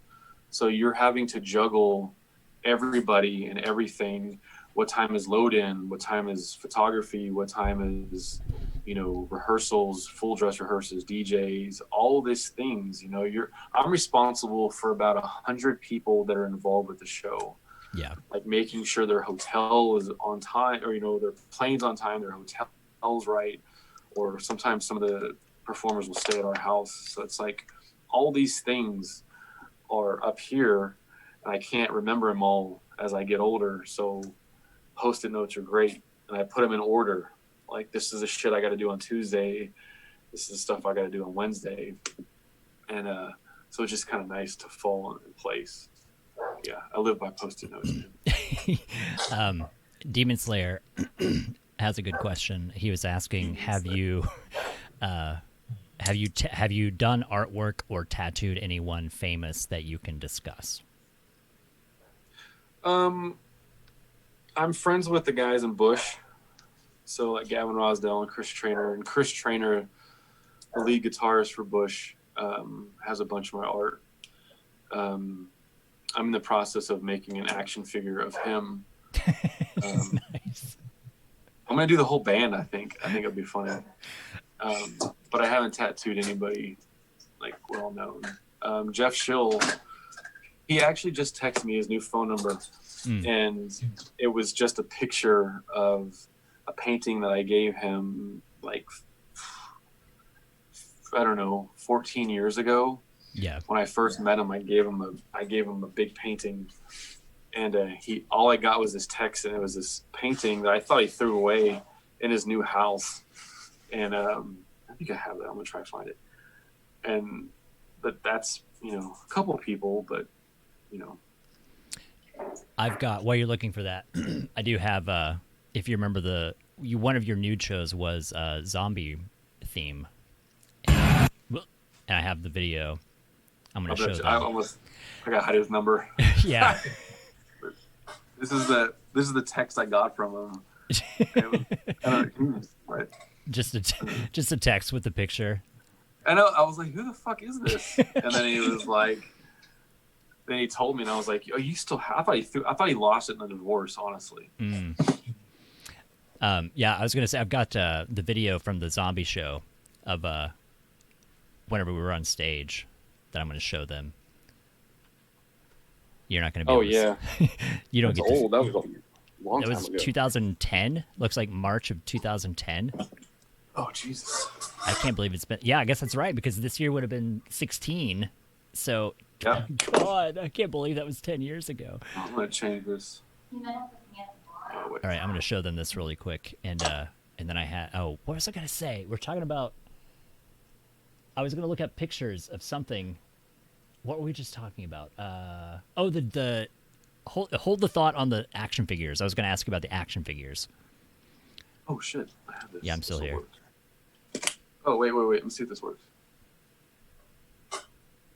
Oh, you there? Can you hear me? Yeah, I can hear you. Oh, what the fuck? These aren't working. It's because they're Apple.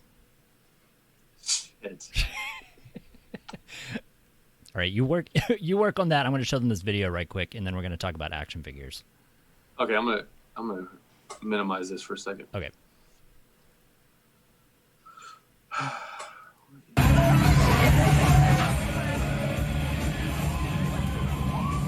So this clip, this is him on stage handing out dildos. Can you hear me now? Yes, I can still hear you. We're looking at you on stage. Okay. Oh, shit.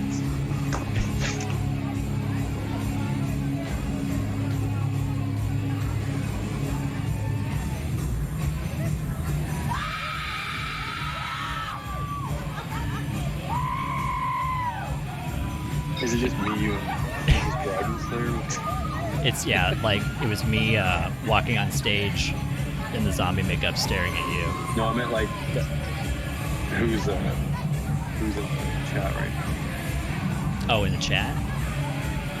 Did you figure out how to get in there? No, I was going to, but I was like...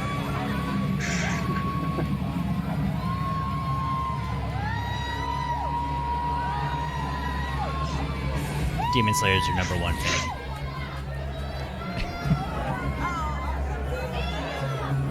Demon Slayer.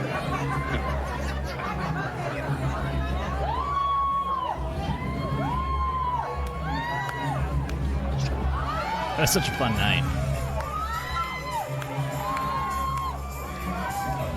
Yeah, that was pretty cool.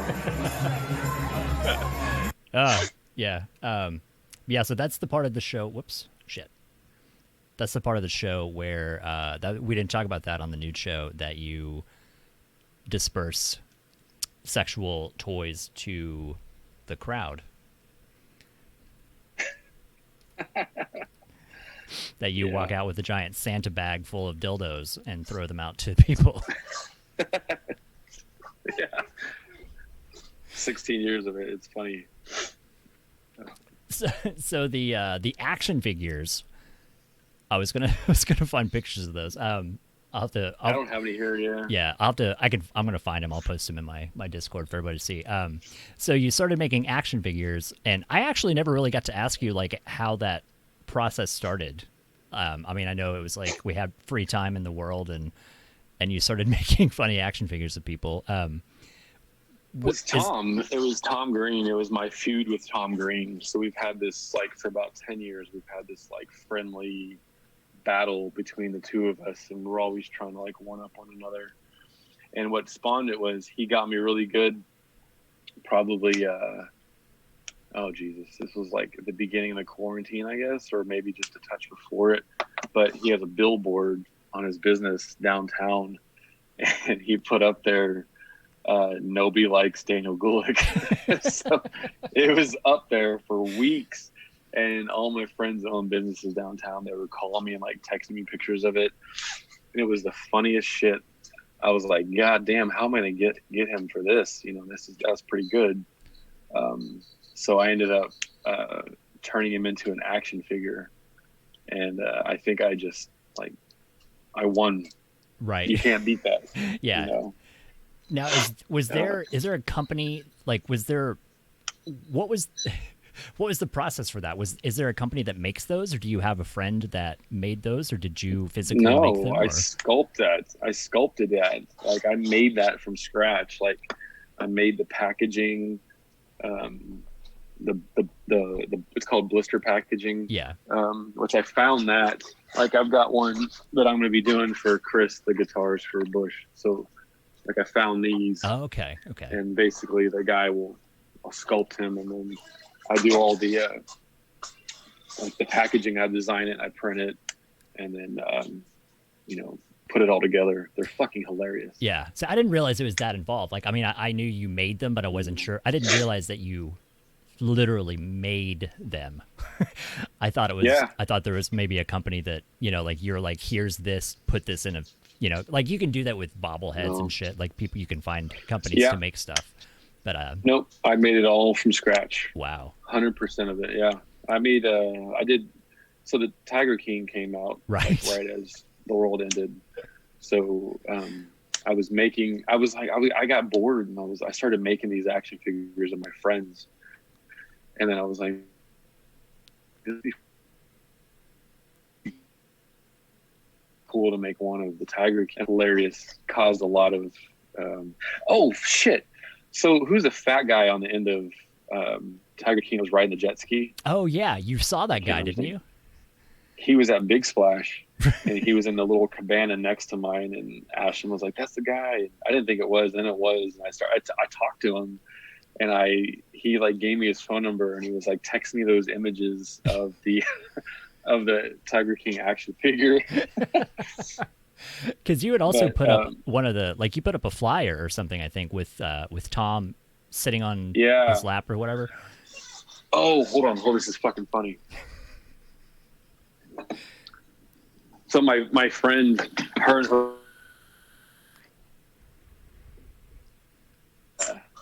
I before they took down all the pictures on Tiger King's Instagram, before anybody knew to look there, I was digging up like these overtly sexual pictures of the Tiger King and his boyfriends before they deleted them all. And this one isn't sexy, but I'm pretty good with Photoshop and all that stuff. So I took his boyfriend's, or his husband at the time, his face off, and I put Tom's face, and we made him into coasters. But I did another picture. I did that on that poster. Like, we're not missing. We just wanted you to know, or some shit like that. It was fucking funny. But I hung those up everywhere. Here's the. Can you see video if I put my phone up? Are you able to Probably. Do that? Here. Oh, so yeah. This is. Can you see that? Yeah. So that's him. I made all that. So everything on there I made by hand. I sculpted him. And there's a bag of like the cocaine and the weed, his rotten chicken and his gun. But it's so good. But like if you look at the purple part where the stuff is, those are like purple dicks. Like that's the whole thing. That's it. It's just here's like the back. Like so like you see the dicks. I never realized that those were dicks. Because I remember looking at that. Like it was so funny. Yeah. It's so very It was subtle. hilarious, man. Yeah, those are really good. Like it, and it's even that's actually more impressive. And it was one of those like it wasn't that I had not the notion that you couldn't have done it. I just didn't realize that you literally made that whole thing. Yeah, like there's the first one, the Tom Green one. It's so blurry. Sorry, I can't get a good picture. But they're funny. But I made the mistake. And this is another thing. Don't ever do anything for the money. I mean, do it for the money, but don't do it for the money. Right. Makes sense? So once you start doing things for the money, it devalues what you're doing it for, why you started doing it in the first place. So I was making these action figures because they were my dumbass friends, and I was having fun, and I personally knew them. And I was getting bombarded by people that were like, hey, make one of my husband, make one of my wife. and these things take me like 17, 18 hours to make. They fucking take forever. And I was like, I can't charge $1,000 for these things. Yeah. So I did 2 of them and it sucked. Right. Because I didn't know the person, so I had no connection to them, right? So I'm trying to make them funny, and I don't know the person. Like, I know all of these people that I was making these action figures about, so it was easy for me. But like this dude's wife, like I don't know her very well, right? And like, how am I, So that was a great example of why I stopped doing commissions, by the way. Oh yeah. Because I realized that I don't want to paint your vision. Right. I want to paint mine. Yeah, I think the action figures also are, some of the pictures are on your Instagram, which we've been posting. All of them, on my personal Instagram, all of my action figures are on there. A lot of art. I post a lot of stuff like on the story. But I've been, trying not to get on social media so much. Right. I'm trying to it's so needy. Your phone is so needy. It's so like, it's like, feed me. And I'm like, I don't, I'm trying to stay off it as much as I can, but it's an evil necessity for what I do for a living.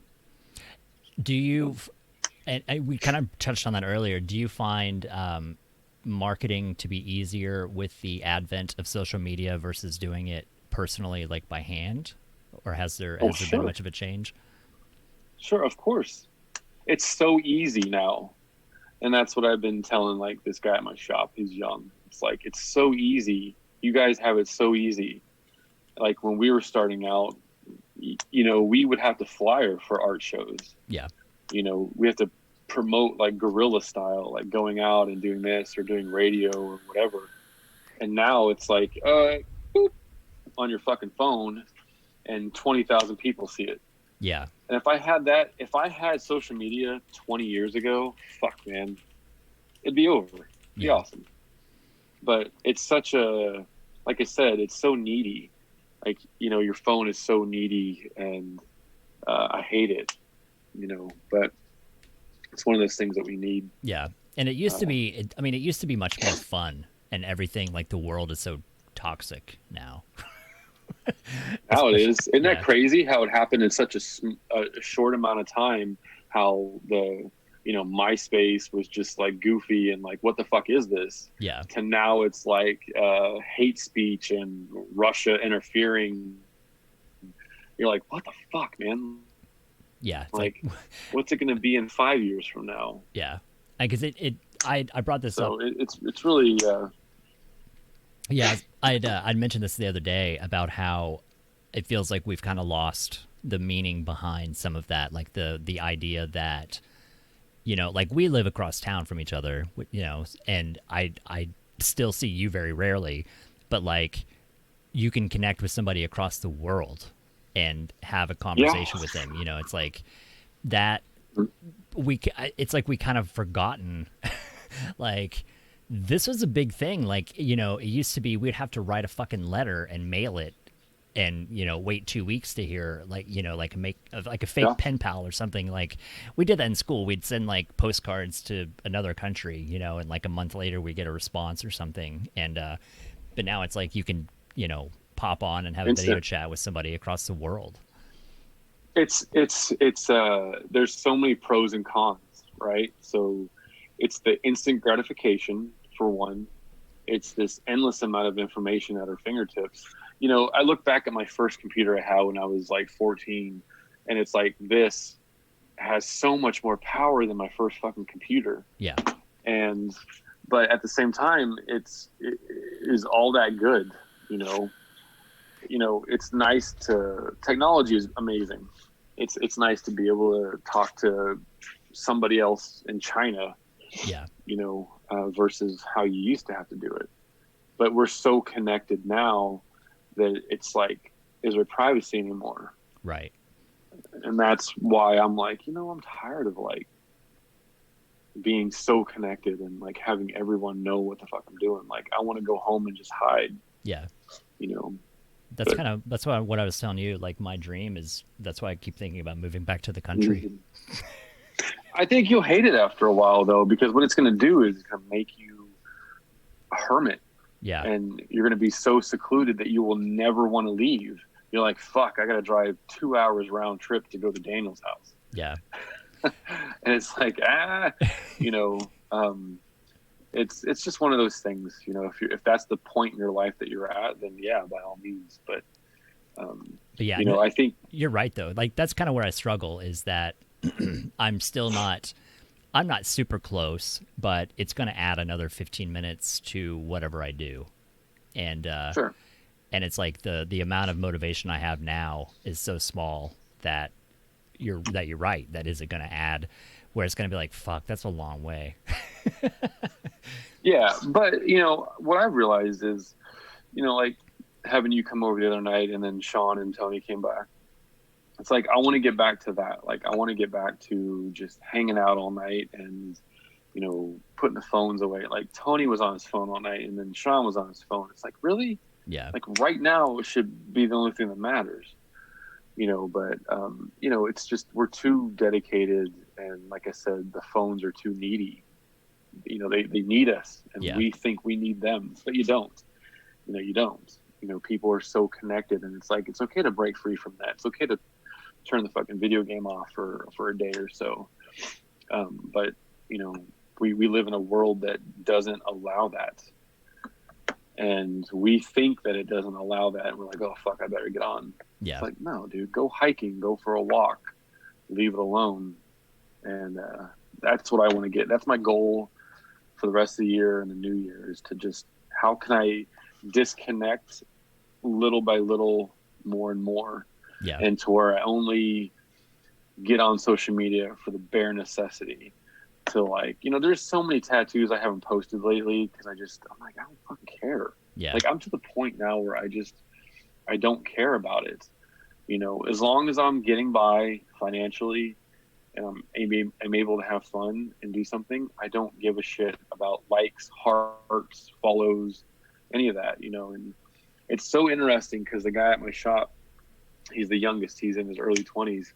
And it's so funny to him because he's a great artist and he's a good fit for the shop. But he's one of those kids that is just driven by the popularity of a social platform, right? Yeah. Social media platform.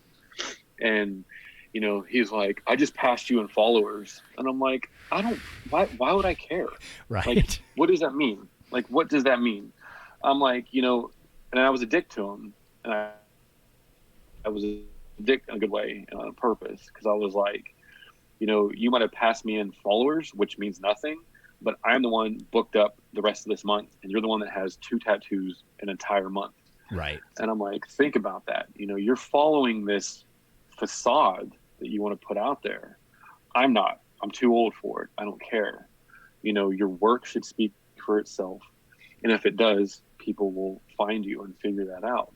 Yeah. But don't search for the heart. Don't search for the likes. Don't search, I'll follow you if you follow me type shit. Like, that's retarded. Right. Can you say retarded anymore? I don't think you're supposed to.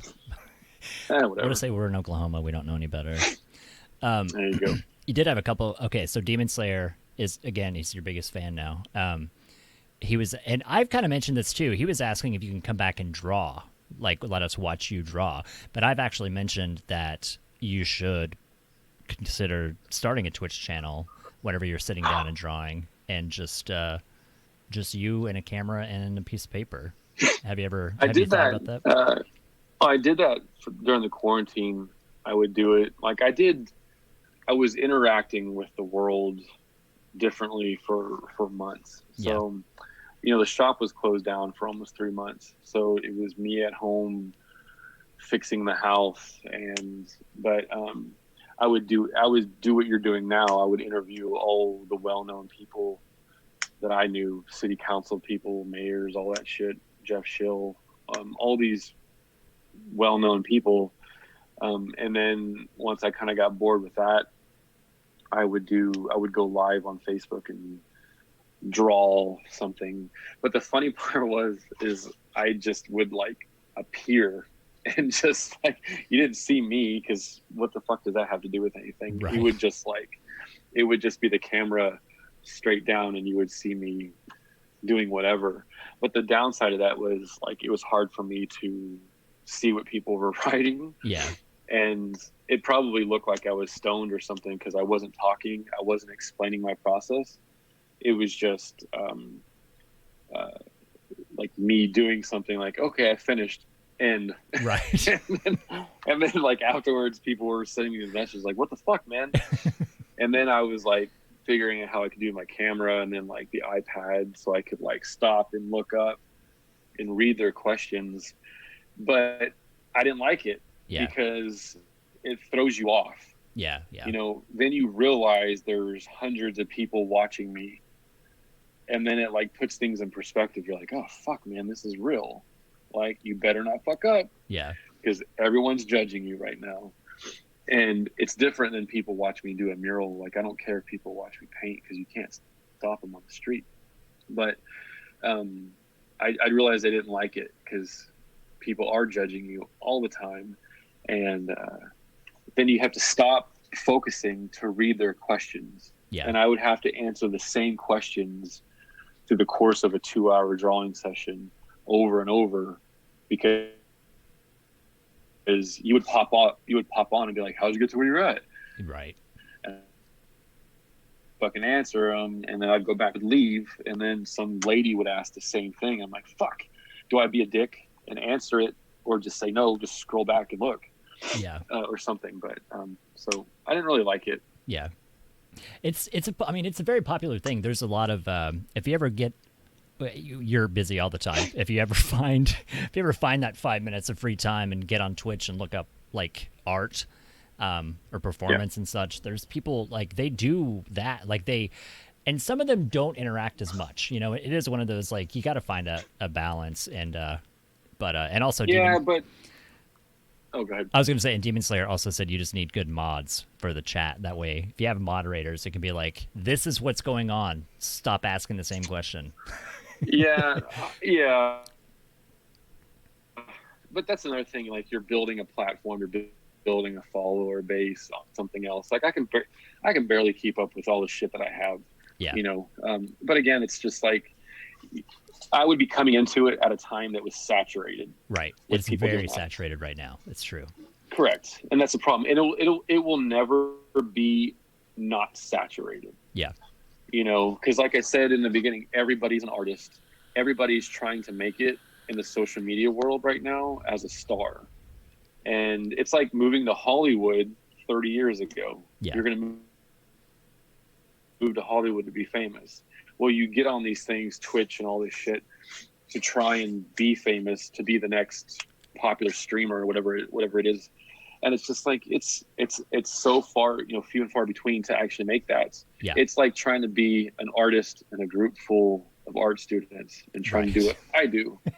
You're not going to do it. That's a very good analogy. Because, yeah, I mean, that's one of those things, like, early on, all my friends are like, I mean, it's kind of, you know, like I said, it's not entirely synonymous, but it's not entirely dissimilar, that it's like, if you're going to stream on Twitch or do YouTube or something, you're not doing it for the money. Yeah. Like, you're doing it because you can bring something that's enjoyable, or you bring a connection, or you do something because you enjoy it. And, which is, you know, like, that's kind of what I talked to you the other night about, like, these Friday night things, is that with the nature of the world, that it's like, so many people don't just have conversations anymore. And and especially, you know, not everybody has access to, like, with you, like, to have a conversation with an artist and a tattoo artist and a world traveler, and, you know, your experiences and your life stories are valid, and people don't always get to have those conversations. And that's like, I like bringing that to whoever wants to watch. Sure. And that's your aspect of it. That's what you're doing to try. That's what I was doing through the Corona. I was calling it the Corona Chronicles. They're pretty good. Like, I think I did like, I don't know, 2 weeks worth or something. So I did one person every day. It was some people I worked in TV with, some news reporters, just people of different walks of life that, like, are doing cool things in the community, and musicians, anybody. I did a glass sculptor in LA, my friend Cedric. So it's good to have like, just at the time it was like, what are you doing since you can't leave? What the fuck are you doing? Right. And it was like my friend Jenna, who's a reporter for Fox. She was learning how to be a reporter using Zoom, because Zoom just came out. You know, how do you do your job as a reporter by sitting in your house using your phone? Right. So that was interesting to listen and to learn about. But now it's like, it'd be weird to go back and start doing that again for me anyways, because people are leaving the house now. Right. They did ask if we can live stream my next tattoo. I mean, I feel like yes, maybe.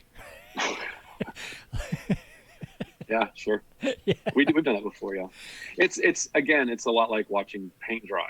Right. You know, it depends on what the tattoo is. A good tattoo can take 3-4 hours. Yeah. But you're just like, you know, it takes so long for anything to like, oh, that's what that is. Yeah. It's like, you know, maybe start in the middle and then, because it's like, oh, there's a line. What is the line? And then everybody's like, what are you drawing? What is that? Like, shut up. Let me finish. Yeah. And yeah, a lot of the time it's like the camera's up here, so it's like the top of my fucking head, and then like me moving. It's not right. It's not as exciting as people think it is. Yeah, it's funny if the two people that are in there can converse in a way that keeps people entertained, but for the most part, it's just, oh, I want to watch for 30 seconds and then go eat a sandwich. Right.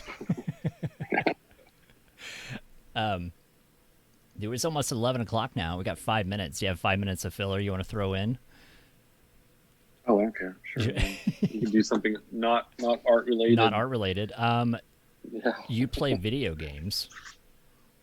The music question. I haven't been in a while. I'm sorry, I forgot. Demon Slayer did ask. Do you listen to music? Do you find that music helps your creativity?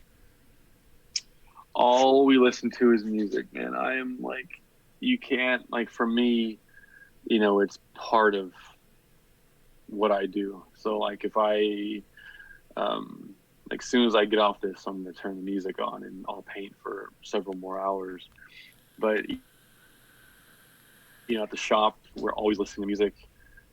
It just becomes part of us, right? Yeah. So like we do, like, have a pretty big record collection that we, you know, it's important to pass that to my son. So my son and I've taught him how to work the record player and how to handle a record, to properly handle an LP on 45s and things like that.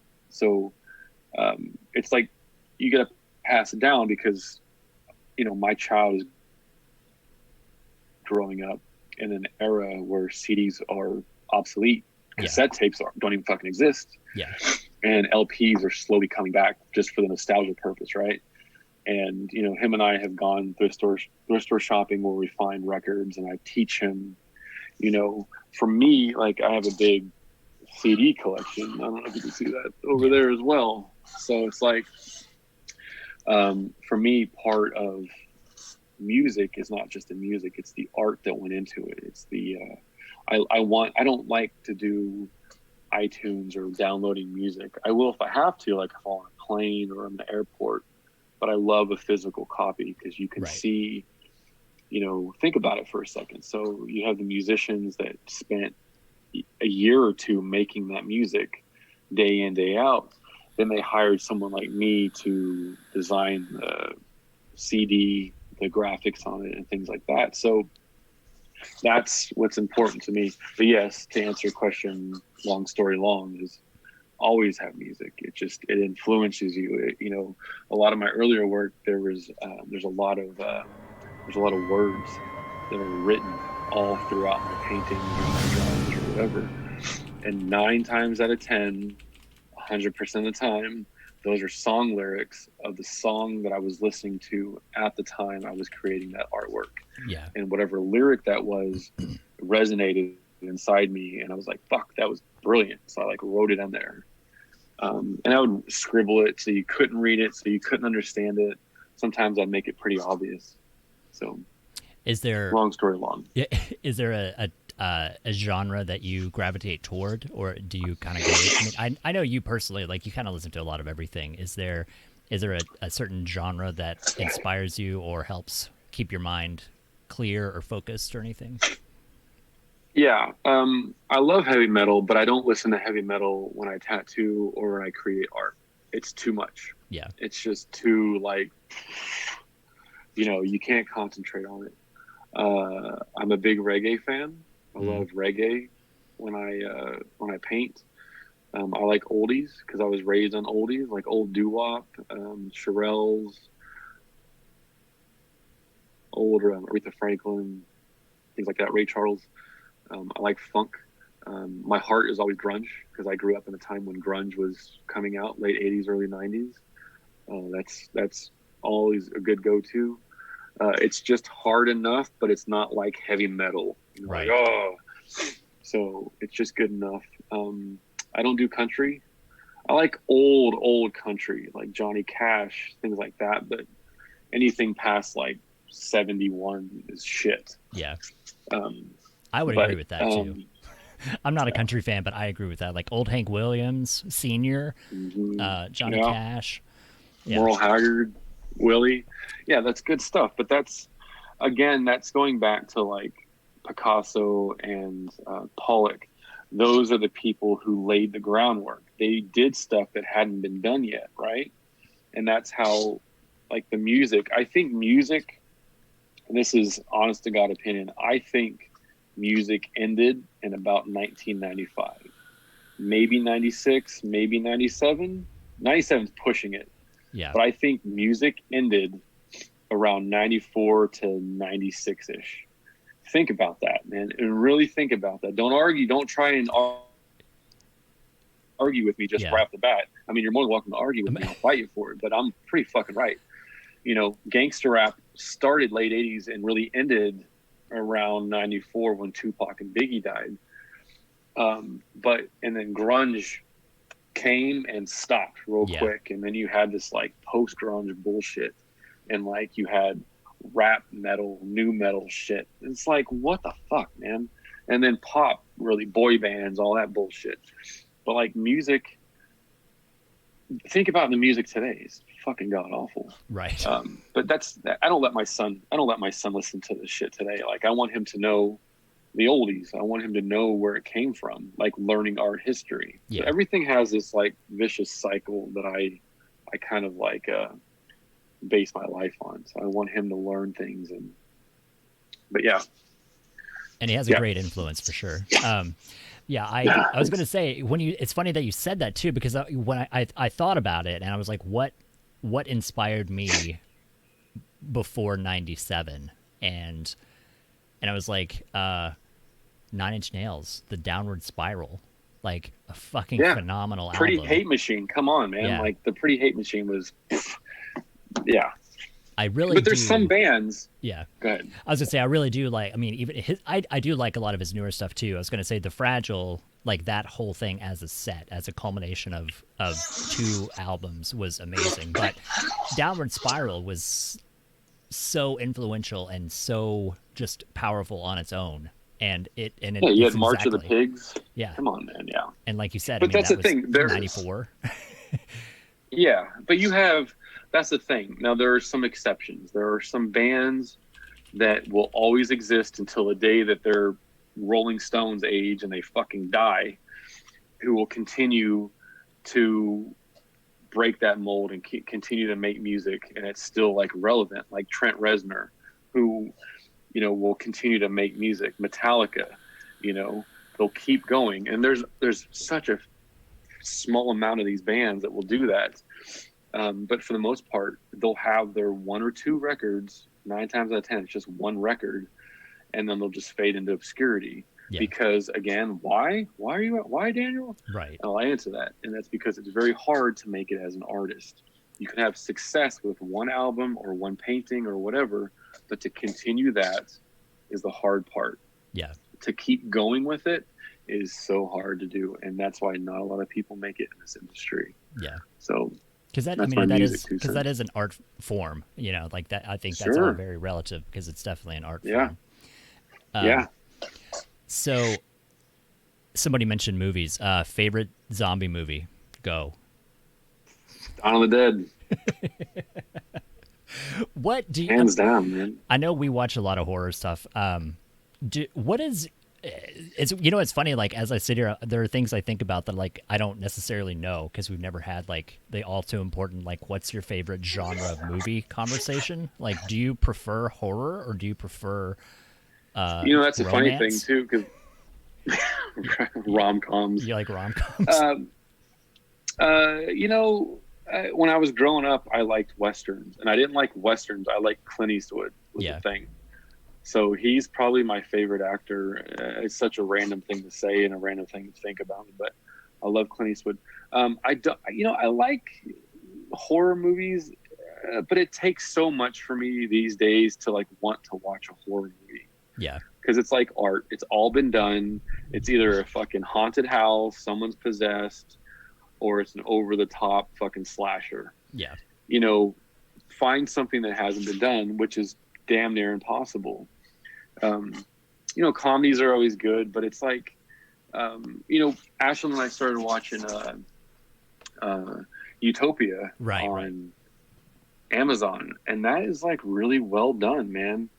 It's a really cool thing. It's a comic book that comes to life. It's fucking awesome. Plus Dwight is in it. Jesus, I gotta watch that tonight after we talked about it. I've put it off until it's funny, like I'm sitting in front of the computer all the time, so I don't actually watch TV until the weekend. Yeah. Like I turn on Family Guy or American Dad when I fall asleep, but I don't actually watch anything until the weekend. I don't know. Does anybody have any more questions? You got 1 minute. If you got anything else to ask. Why is there 1 minute? I don't know. Is that a time limit? No. Oh. I know you have shit to do, and not like I don't want to keep you like I don't want to keep you forever. I mean, I'm enjoying hanging out. Like I would keep you on here until fucking 2 a.m, but I don't want to do that. Yeah. We did How many that people like are on there? it's funny. That's the number one rule of streaming is hide the number of viewers because we'll just say like 20 grand. Where are these people from? Let's see. Demon Slayer is actually going to dentistry. What do you call that? Dentology? No, Dentology. Ashley's here. Ashley's, I think, in dental school. Yeah. Ashley's in Michigan. Cave Enclave is in Canada. Oh, yeah. Cave. What part of Canada are you in? I always forget. Cave was asking about if we found out how many dinks you've tattooed, and it's 0. Thanks. Oh wait, not Michigan, Kentucky. Yeah, Ashley's in Kentucky. Yeah, Cave is we do get a few friends pop in from Canada, but I don't know anything about Canada. My son lives there. Yeah, and Demon Slayer's in Pennsylvania. There you go. Oh yeah, I'm from Pittsburgh, man. I think that's why Demon Slayer. It's like an ingrown connection that you guys knew that you were both from the same area. You're both from Pennsylvania. Cave is in the Toronto area, in Canada. Is it above like it's like above the Great Lakes area? Isn't? Am I losing my mind here? Yeah, is that in the middle? Is that in the? I know. Yeah, I don't know my Canada very well. I know there's like a middle and there's each side. Well, yeah, like your French side is like east Montreal-ish. Yeah. My son is like right above Montana, right, Calgary province, Alberta province. Oh, in Alberta, okay. Oh, Demon Slayer is 1 hour north of Pittsburgh, but in Philly for school. What? I was born in Saxonburg or Natrona Heights, which I think is about an hour north. I think it's been a long time since I've been back home. Yeah, I was gonna say. I mean, I've heard you mention that a few times. I've been to Philly. I went to Philly once for a vape convention, and had a Philly cheesesteak. Yeah, that's Philly. That's the other side of the state. Yeah.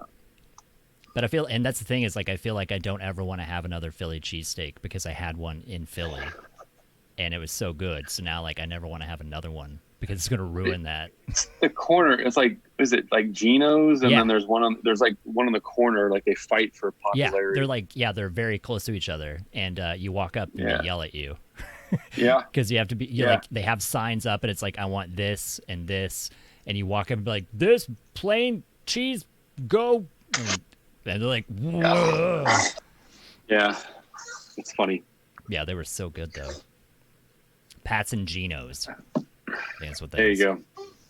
How do I even know that? I don't know. Jesus. Yeah, Cade said, he's around the corner from Buffalo. Toronto is, I guess, on that side around Buffalo. Yeah.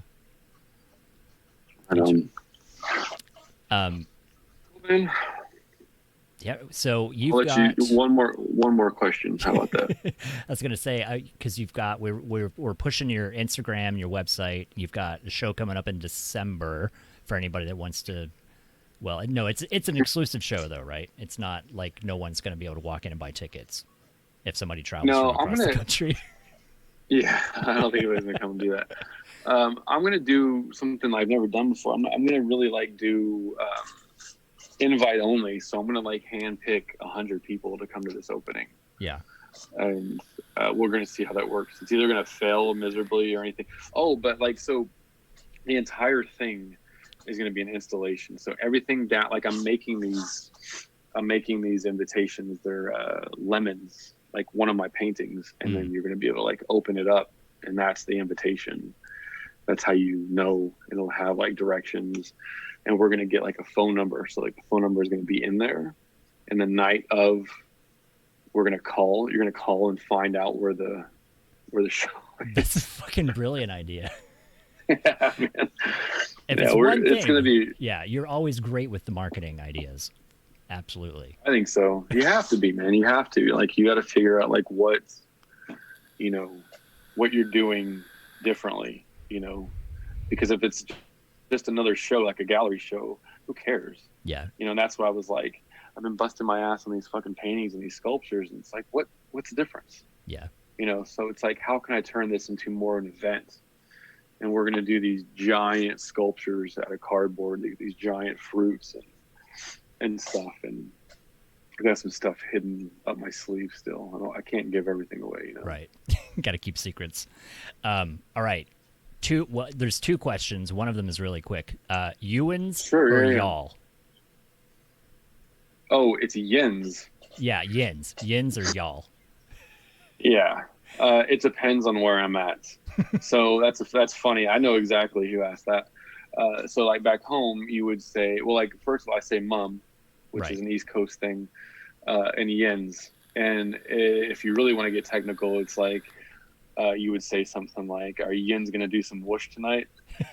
Whoosh your clothes. And I say whoosh, and my dad says as well. You're gonna whoosh your clothes. And here, it's you're gonna wash your clothes. Yeah. Or wash. Yins, you get wash here. But if I'm around my friends here, you hear that sometimes. But it's whoosh for me. Yeah. But if I'm around my friends who wouldn't know what yins is, it's y'all coming over tonight. You gotta put that southern drawl in and everything. And and Cave was asking, what's your favorite drink, alcoholic or otherwise? I presume alcoholic. I don't drink much. I was a whiskey guy for a long time. Yeah. Definitely through college. But I don't drink very much anymore. It was Bullet Rye, Jack Daniel's, was it special, or no, it was Crown Royal. Fucking A. I remember forever. that. Yeah, there's some special edition thing that you used to get. I forgot what it was called though. Yeah, I don't remember what it was either. It's been forever. But that was good. My beer, I always had two different kinds of beers, Stella and St. Pauli Girl were my favorites. But I don't drink much anymore these days. Except pina coladas. That was fucking good, man. Yeah, we had pina coladas. I don't know why the other night. With hot dogs. With hot dogs. We had pink crushed pina coladas and hot dogs. It was amazing. You know what? Pink, because I had those weird cherries in my fridge, and I was like, "Fuck it, let's put it in there." So I put it in there, and it was good though. You know, you gotta change it up. You know, sometimes It's fucking delicious. Why? Yeah. Why do girls only get to drink stuff like that? We should be able to drink that without judgment. probably because after one, you feel like you're gonna throw up all the sugar. That's true. You had one more question. Those are the last two I think we had. Everybody else are out What of was luck. The first one was the the yins or y'all, and then the other one was the favorite drink. Oh, okay. Yeah. Was there another one? No, I think we got them it? all.